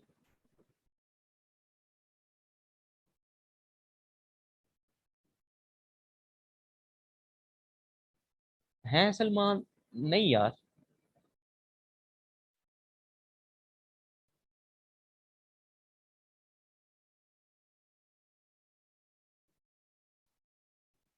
वो ब्लफिंग नहीं है।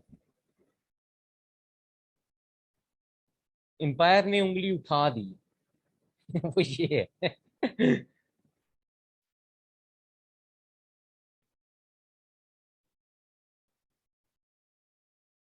अच्छा पहले देखें। कहता है सबसे पहले क्या किया जाएगा कंफर्ट जोन से निकालने के लिए, एम्प्लॉयज को ना एक अट्रैक्टिव अल्टरनेटिव ऑफर दी जाएगी।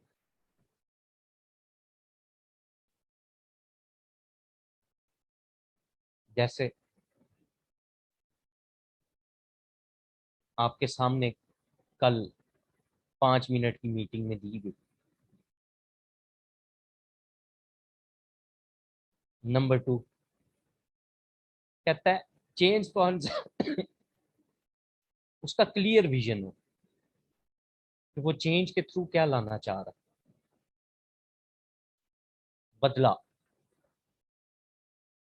मुझे बैटिंग नहीं ना करने दी थी इतने साल, अब देखो।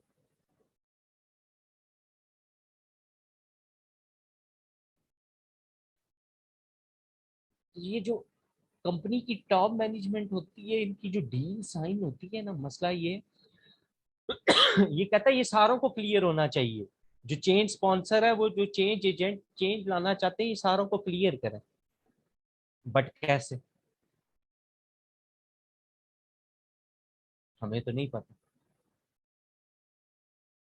ये तो स्ट्रेटेजिक बिजनेस पार्टनर्स और ये इस लेवल की गेम हमें कहाँ से पता चले? ये सिर्फ बुकिश नॉलेज है। ये जो सेकंड बात है ना, ये ये यही कहा जाता था पहले भी कि जी कोई भी डील बंद कमरे में नहीं होगी,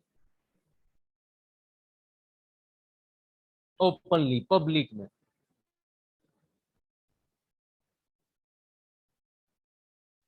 नंबर 2 कहता है chain sponsor should communicate the problems clearly with the individual affected and communicate their ideas। जिनको ने उस चीज से अफेक्ट होना है उनको, जैसे भी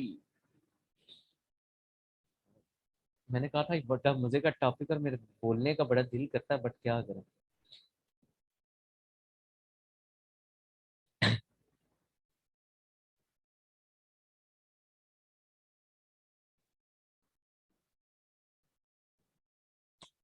कि यहाँ पे बेसिकली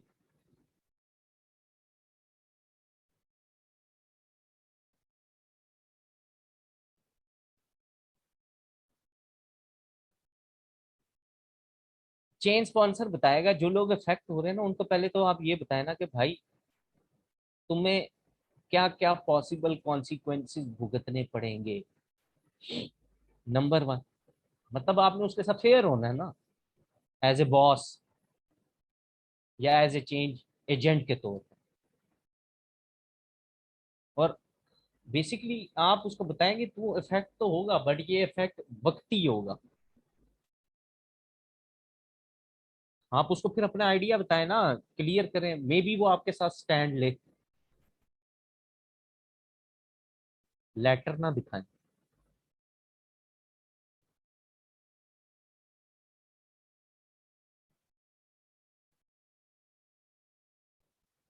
फिर कहता है अनफ्रीजिंग में, कहता है ये सिर्फ ये स्टेज नहीं है कि आप existing particular process existing state से लोगों को डिससेटिस्फाइड फील कराते हैं, करंट सिचुएशन से डिससेटिस्फाइड फील करवाते हैं, बट आप किस किस्म की चेंज लाना चाहते हैं ये आप बताते हैं। अगला है चेंज, या इसको हम बोलते हैं मूव और ट्रांजिशन फेज। अब इसमें क्या होता है, यहाँ पे जो आपने चेंज पॉलिसी बनाई की उसको इम्प्लीमेंट कर देते हैं, और आप अब इन ट्रांजिट फेज होते हैं कि आप वो करंट स्टेट में भी नहीं होते और न्यू पे भी नहीं अभी पहुंचे होते, इसमें आप चेंज को सक्सेसफुली इंप्लीमेंट कर देते हैं।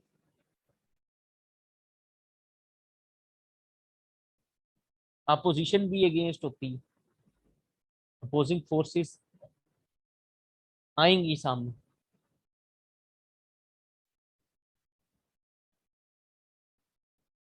फिर कहते हैं चेंज एजेंट, इसमें उसका काम ये है, वो तब चेंज को सक्सेसफुल बना पाएगा, उसका आउटकम तब सक्सेसफुल होगा कि जो रिसोर्सेज है वो सुफिशिएंट अमाउंट में अवेलेबल है।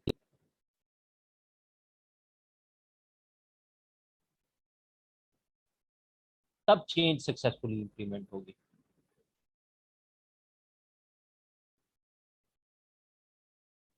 फिर कहते हैं चेंज एजेंट उन लोगों को अपने साथ इन्वॉल्व करके रखे जो इस चेंज की वजह से इफेक्ट हो रहे हैं। जब भी वो कोई डिसीजन ले, को पॉलिसी बनाए, तो इन लोगों को लाजमी कंसीडर करें, उनकी कंटिन्यूअस हेल्प करें। रीफ्रीज क्या है, अब ये देखें ना, अब क्या होने वाला है, क्या होगा।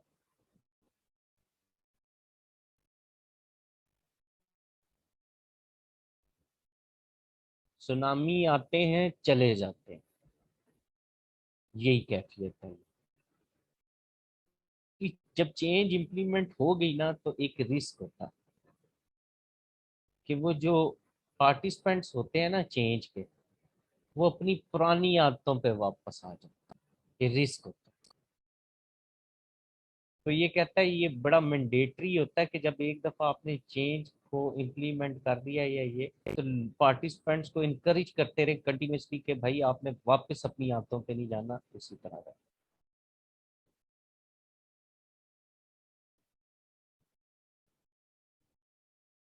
रिवॉर्ड्स दें पार्टिसिपेंट्स को, ये ना कहीं घबराना नहीं, इंसेंटिव्स दें। अगर इनडायरेक्ट टैक्सेस इतने ज्यादा हैं तो डायरेक्ट टैक्सेस को कम कर दें, बल्कि डायरेक्ट टैक्स होना ही नहीं चाहिए फिर।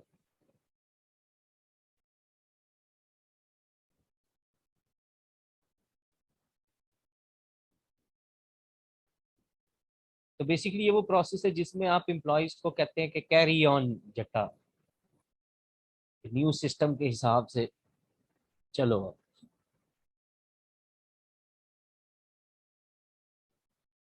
तो मेरे ख्याल से ये मॉडल आपको बड़ी सारी चीजें क्लियर कर सकता है।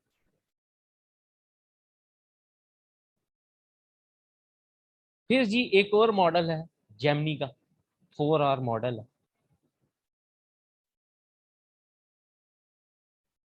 इसने भी कहा चेंज की बेसिकली 4 मेन स्टेजेस होती है। कौन कौन सी, सबसे पहले कहते चेंज के 4 मेन एलिमेंट या स्टेजेस है, वो कौन से, री फ्रेम। सबसे पहले कहता है लोगों के अंदर आप क्रिएट करते हैं डिजायर फॉर चेंज। फिर आप विजन क्रिएट करते हैं, करना क्या चाह रहे हैं, क्या चीज अचीव करना चाह रहे हैं। मेजरमेंट सिस्टम, टारगेट परफॉर्मेंस को मेजर करने के टूल्स वो सेट करते हैं। रीस्ट्रक्चर में क्या है, ऑर्गेनाइजेशनल स्ट्रक्चर को आप एग्जामिन करेंगे, इकोनॉमिक मॉडल्स इस्टेब्लिश किए जाएंगे जिससे आपका परफॉर्मेंस या ये सारी चीजें शो करें। उसके बाद कहता है आप चीजों को रीडिजाइन करें ताकि आप बेटर मैनर के अंदर काम परफॉर्म कर सकें और वो चीजें आपके लिए ज्यादा वैल्यू जनरेट करें।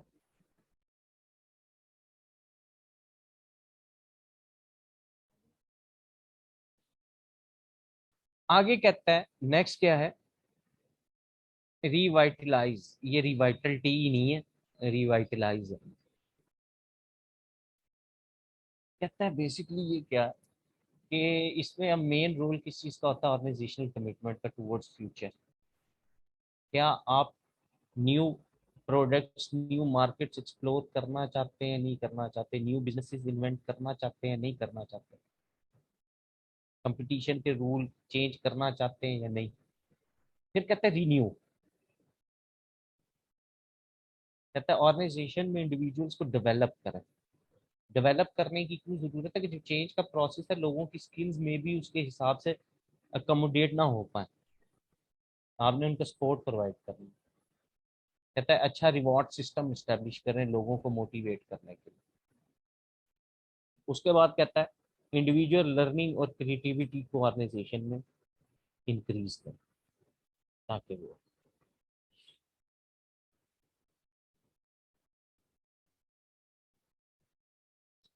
नहीं जी। आखिरी टॉपिक छोटा सा, एक और मॉडल, मैकेंसे 7S मॉडल। अच्छा ये वो बंदा है, मैंने आपको बताया ना कि एक मॉडल ऐसा जिस बहुत प्रैक्टिकल वो ये,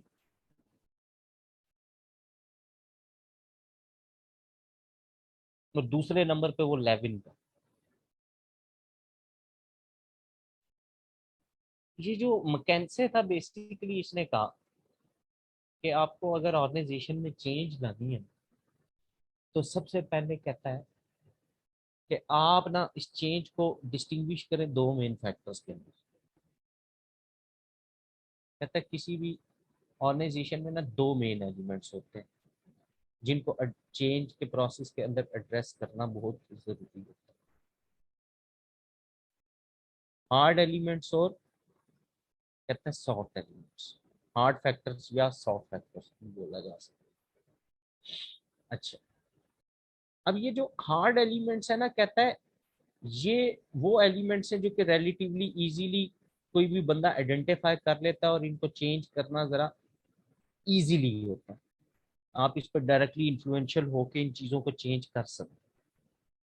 कंपनी की स्ट्रेटेजी, अब जारी बात है गोल्स ऑब्जेक्टिव कंपनी के इजीली आ जाते हैं, आप रे एलोकेट कर सकते हैं चीज़ों को, स्ट्रेटेजी को रीडिफाइन कर सकते हैं।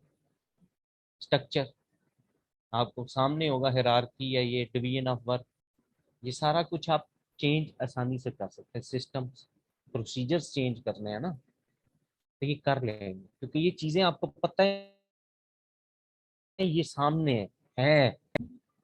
तो इनको चेंज करना, इनको डील करना कहता है आसान होता है।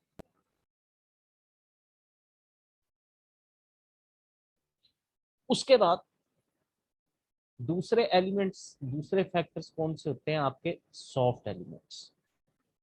कहता है ये वो फैक्टर्स होते हैं जो को आइडेंटिफाई करना, जिनको डील करना, जिनके अगेंस्ट एक्शन लेना, कहता है ये बड़ा डिफिकल्ट होता है।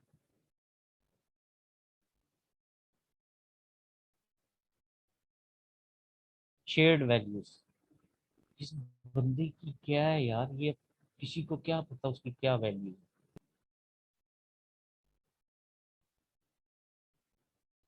ये तो बिलीव्स है। अब हमें क्या पता कोई बिजनेस एंटिटी या कोई बिजनेस कंपनी क्या इसका क्या बिलीव है, क्यों एग्जिस्ट कर रही है इस बिजनेस।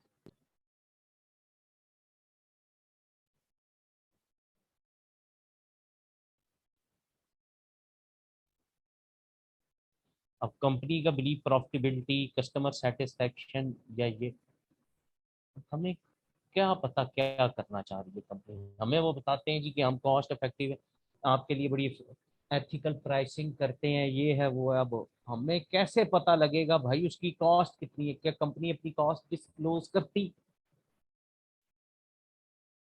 नहीं। स्टाइल, कल्चरल कैरेक्टरिस्टिक्स,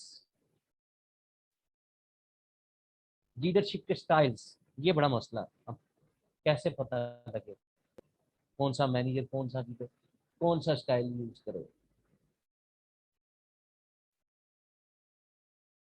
स्टाफ, वो लोग जो कि ऑर्गेनाइजेशन के लिए particular mental and physical work perform करते हैं। डिपेंड करता है इनके ये नंबर्स, किसी ऑर्गेनाइजेशन में ज्यादा एम्प्लॉयज होते हैं, किसी में कम होते हैं। फिर हर एम्प्लॉय का मोटिवेशन लेवल, उसकी लॉयल्टी। अब लॉयल्टी को कौन नियत कर सकता है, कौन आइडेंटिफाई कर सकता है, मेरे दिल में क्या है कौन बताएगा। सिर्फ तस्बीह पकड़ने से मैं सादिक और अमीन तो नहीं हो जाऊंगा ना।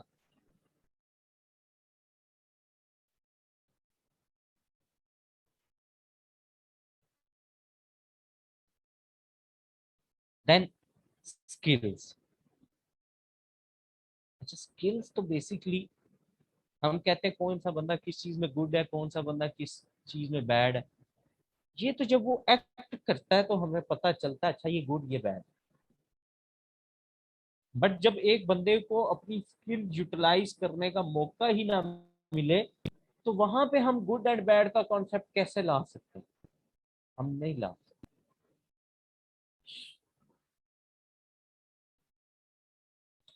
तो मैकेनिक्स के अकॉर्डिंगली इसके कहने का ये था, मतलब कहता कि hard factors basically relatively easily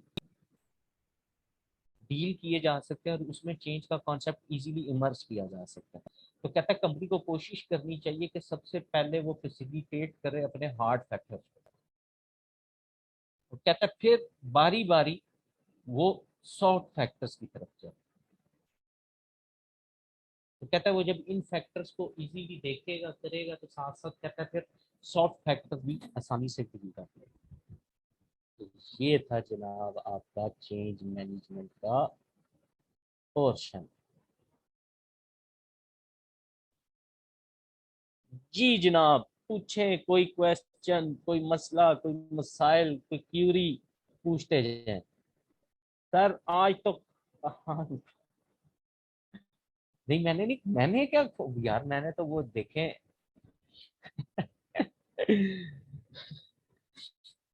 मैंने कुछ नहीं किया। एक चीज बताई हमारे सारों के साथ इंक्लूडिंग माई सेल्फ क्या हुआ। तो वो चेन टॉपिक ही वो था ना।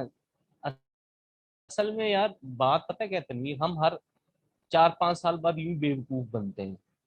हमारे अपनी कोई सेंस या वो नहीं है। तो वो मैं आपको वही चीज बता रहा था, ये सारी चीजें ये देखें, ये नॉलेज है आपके पास यहाँ पे। वो आपको टैक्टिक्स तक बता रहा है मॉडल में, ये यूं यूं यूं यूं यूं यूं। आप अगर फील करना शुरू करें आज से कितने साल पहले आपको एग्जिस्टिंग सिस्टम की खराबियां बता के आपको पहले उससे डिससेटिस्फाइड फील करवाया गया कि जिन दिनों में हत्ता कि आपके मोटरवेज भी बन रहे थे, मेट्रोज भी बन रही थी, बाकी भी सारा कुछ। तो आज आप जहां जहां चले जाएं, जीटी रोड इंक्लूड, क्या सारी रोडें खुदी हुई नहीं है? उस टाइम पे हमें ये कॉन्सेप्ट एग्जिस्टिंग सिस्टम, रोडों से तरक्की नहीं होती। तो भाई चेंज मैनेजमेंट फिर वो क्या कहता है आपको, ये लर्निंग ही है जो कि आपको शऊर देती है। तो मैंने सबसे पहले अपने आप को गलत कहा इसके अंदर कि पढ़ने और पढ़ाने के बावजूद हम यही करते हैं। जबकि पाकिस्तान स्टडीज जब सेकंड क्लास में पढ़ना शुरू की थी तो वहां पे एक लाइन लिखी थी, मुझे तो आज तक वो याद है, किसी भी मुल्क की तरक्की का इंसार उसके जरिए बिलाग के ऊपर होता है। ये लाइन थी पाकिस्तान स्टडीज।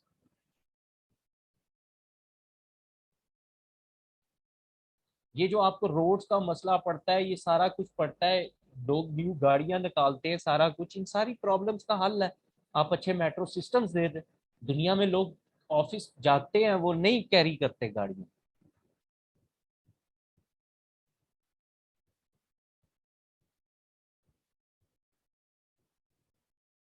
अफसोस इसलिए हो रहा है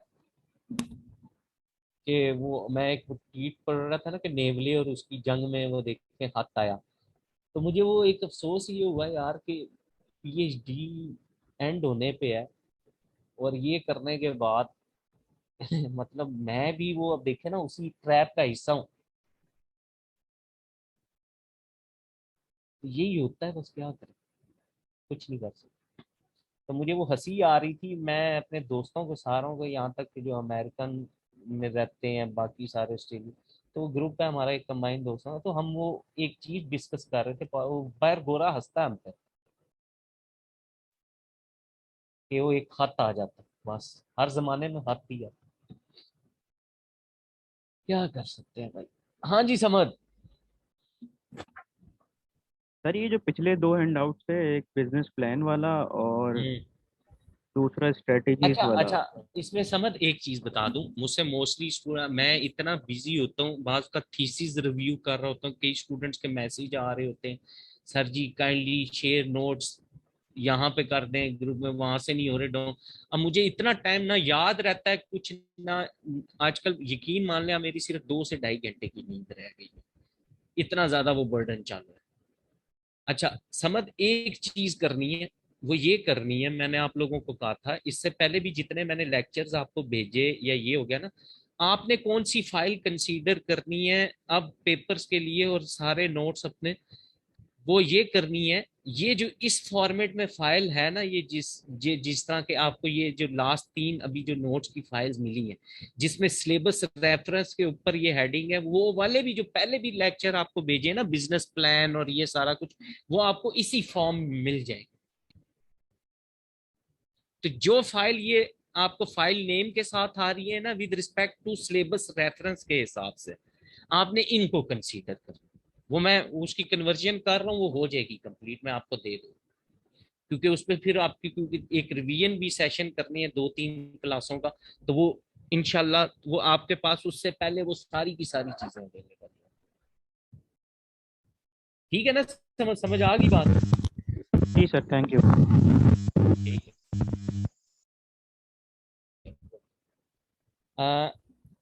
हारिस, बेसिकली बड़ा सीधा सा क्वेश्चन आया हुआ है पास पेपर में भी कि चेंज मैनेजमेंट के ये सेमिनार क्या होते हैं, कैसे डील किए जाते हैं। देखें, ये जो नोट्स में मेरे मेरे लिए बड़ा आसान था कि मैं आपको इसके अंदर ना, क्योंकि ये हेडिंग इसकी और ये जो चीज बनती है वो यही थी, जितनी मैंने आपको डाल के दे दी। अच्छा इसमें हम बता सकते हैं, मैंने वो आपको एक एक एग्जाम्पल के हिसाब से बताया।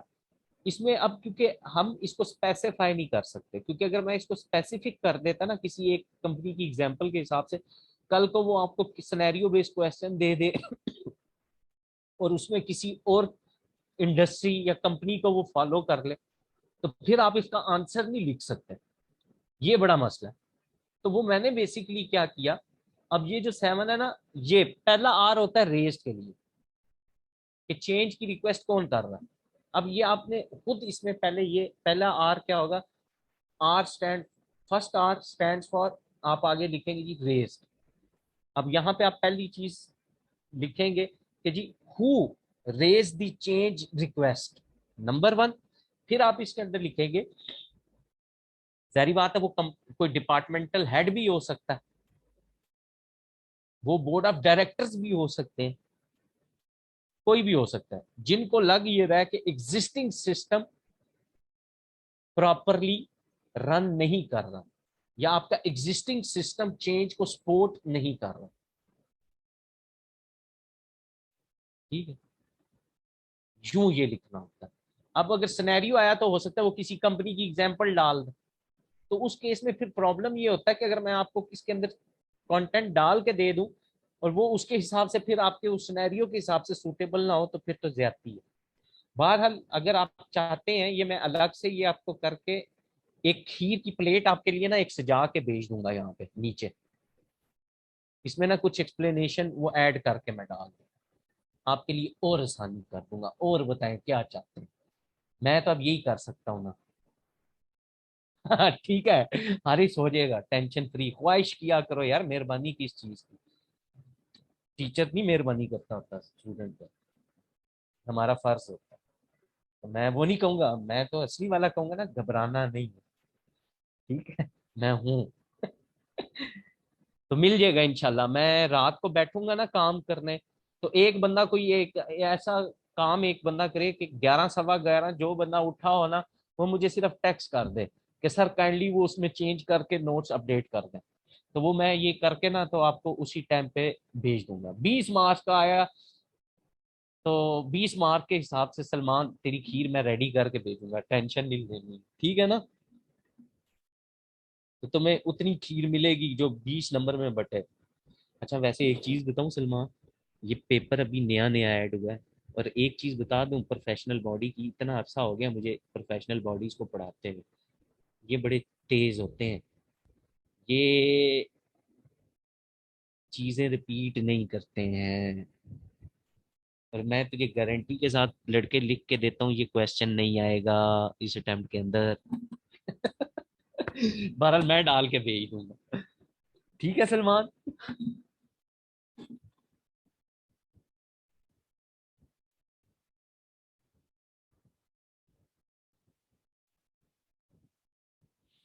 बाकी फरमाइशें आप मुझे बताया करें, मैं सारी पूरी करूंगा जितनी मेरे में हिम्मत है। ठीक है, इंशाल्लाह होगी। चलें जी, इंशाल्लाह आज वो हुई थी बात, रमज़ान की टाइमिंग भी आप लोगों के साथ आगे शेयर हो जाएगी। अगर अभी तो फ्राइडे को है हमारी क्लास, इसी टाइम पे होगी इंशाल्लाह।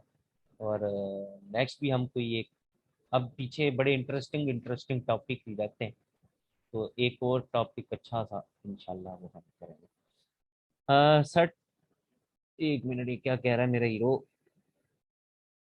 कह रहे जी सर, आपने कहा था कि मेमोराइज करना स्टार्ट कर दें सर, डेली बेसिस पर कितना मिनिमम याद करना है? अच्छा सलमान, मेमोराइज करने में और याद करने में फर्क होता है। देखें, जो कि डायरेक्ट क्वेश्चन है उसको तो आप याद कर सकते हैं, सिनेरियो वाले को आप याद भी कर सकते हैं। वो आपका कॉन्सेप्ट क्लियर है तो आपने उसकी प्रैक्टिस खुद से लिख के करनी होती है। अब ये जितने आप डेली के नोट्स कर रहे हैं ना, मैं आपको बता दूं किस हिसाब से याद करना शुरू करें। मैंने जो आपके यहाँ पे पेपर से ट्रेंड एनालाइज किया ना, और उसकी साइकी पढ़ी एग्जामिनर की, कुछ तो हर पेपर में ना ये दो एक क्वेश्चन तो बिल्कुल आउट ऑफ कोर्स दे रहे हैं, जिसका कोई तल्लक नहीं बनता ना, वो आपकी ग्रिड के अंदर है ना कुछ है, पता नहीं वाई। ये तो हो भी यही है, इसके ऊपर डिस्कशन देखते हैं इंशाल्लाह इस दफा। ये तो कम अज कम मैं जितना बोल सकता था एज ए सब्जेक्ट स्पेशलिस्ट, मैंने वो चंगी बली दरवाजे को कुंडी खड़काई है, इंशाल्लाह उम्मीद है कि सुनी जाएगी। तो आप पता है इसमें तरीका क्या है सलमान? ये जो यहाँ पे ग्रिड के रेफरेंस है ना, ये देखें, ये जो मैंने यहाँ पे मेंशन किया हुआ है, अब ये यहाँ पे इसमें ना सी रहता था, ए बी डी हमने वो पढ़ लिया हुआ था। अभी वो जो मैं रोड्स रिवाइज कर रहा हूँ वो आपको ये फुलफिल इसके साथ पूरे मिल जाएंगे ना।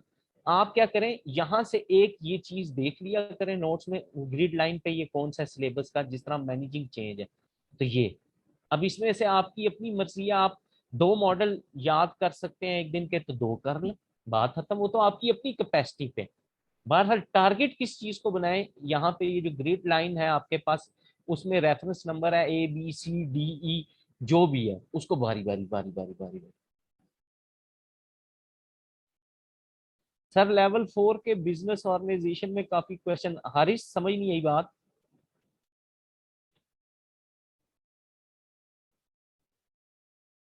अपनी सुरीली आवाज सुना दो यार, कुछ नहीं होता, नहीं नजर लगेगी।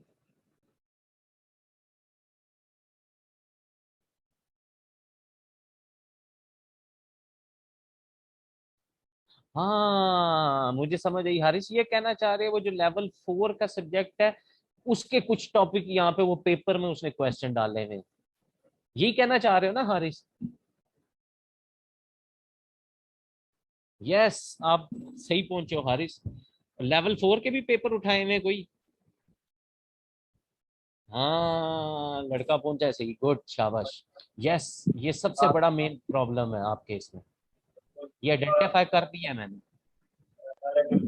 तो मैंने तो इनको ये भी ऑफर कर दिया, आपकी ये 2 से 3 बड़े गलत सिलेबस डिजाइन हुए हैं, इनको रीस्ट्रक्चर वो करने की जरूरत है, और इंशाल्लाह हो भी जाएगा, उम्मीद है पूरी। अरूसा कुछ कहना चाह रही है? नहीं, ठीक है। वालेकुम सर। वालेकुम सलाम जी जवाब। कैसे हैं सर, तबीयत ठीक है आपकी? अल्लाह का शुक्र जवाब। अच्छा सर, तकरीबन कोई 80 to 70% जो है कोर्स कंप्लीट हो गया हुआ है। हाँ आपने जी। जो हाईलाइटेड टॉपिक्स हमें शेयर किए थे उसे अगर देखा जाए तो ये टॉपिक जो है थोड़ा सा आपने मतलब आखिर में इसको टच किया है। तो हाँ मेरी ये रिक्वेस्ट ये है कि काइंडली कि जो सेक्शन वाइज हमारे टॉपिक्स कवर हो रहे हैं उसको अगर एक लाइन में हम आप अंडरस्टैंडिंग क्रिएट कर दें ताकि उसको समझने में आसानी हो, तो बहुत मेहरबानी होगी सर। असल में ना जवाब, अब यहाँ पे मसला यही था, देखें जिस तरह मैंने अब आपको पहले बताया कि जिस तरह ये आईटी का जो हमने पीछे चैप्टर पढ़ा ना, जिसमें एमआईएस वगैरह और ये था, अब मसला ये होता है कि अब ये उन्होंने पोर्शन पहले रखा है आपके सिलेबस में। बट जो बंदा मैनेजमेंट का सब्जेक्ट पढ़ाता है ना, वो कभी भी एमआईएस आपको स्टार्टिंग में नहीं पढ़ा सकता। क्यों? कि जब आपको ऑर्गेनाइजेशनल स्ट्रक्चर के बारे में पता ही नहीं है, आपके ऑर्गेनाइजेशन में कितने मैनेजमेंट के लेवल होते हैं, तो वो आप कैसे कर सकते हैं? वो आप नहीं कर सकते। अब मसला मेरी यहाँ पे सबसे बड़ी मजबूरी ये थी, क्योंकि ये प्रोफेशनल बॉडी है, मैंने उसकी ही वो चीज़ों को लेके चलना है। मैंने वही कोशिश की कि वो एक जो सीक्वेंस है ना, जो कि मैनेजमेंट साइंसेज में हमें नजर आता है, पहले ये फिर ये फिर ये फिर ये, मैंने उसके हिसाब से, जो कि आई कैप की बुक में जिस तरह BMBS पढ़ाते थे या ये है, तो मैंने वो उसका ना वो रब्त बिल्कुल वैसे डील किया। अब ये BMBS का ये वहां पे ये फोर्थ मेन डोमेन बनती है, ये जो चेंज मैनेजमेंट है, ये मैंने आपको उसी लेवल पे ला के पढ़ाई। अब वहां पे वो MIS इसके बाद जाके वो सबसे आखिरी चैप्टर होता था। ये इशू सिर्फ आपके ही नहीं, ये मेरे साथ सबसे ज्यादा है और ये हुआ है। बट ये जो लास्ट एक फ्राइडे वाली क्लास है ना, इसमें वो एक और जो पोर्शन यूं ही किसी में एक सेक्शन बचा, मैंने वो कराने के बाद मेरी कोशिश यही है कि हम एक क्लास रखेंगे आगे न्यू के लिए, और 2 क्लासेस में मैं आपको लाऊंगा रिवाइज के ऊपर। और मैंने एक चीज कर ली हुई है, मैंने जिस हिसाब से ये जो आपको चीजें पढ़ाई, मैंने इसकी एक्सटेंडेड ग्रिड तैयार कर दी है कि आपका ये चीज पहले है, इसके बाद ये है, इसके बाद ये है। तो वो फ्लो मैं आपके साथ शेयर कर दूंगा। ठीक है ना जवाब? Thank you sir. No problem यार, मेरा काम ही है। चलें जी, ऐश करें अपने अपने खर्चे पे, इंशाल्लाह अच्छे की उम्मीद करते हैं, फ्राइडे तक सब अच्छा हो जाएगा, तो मिलते हैं इंशाल्लाह, अल्लाह करम करे। ओके जी, अल्लाह हाफिज।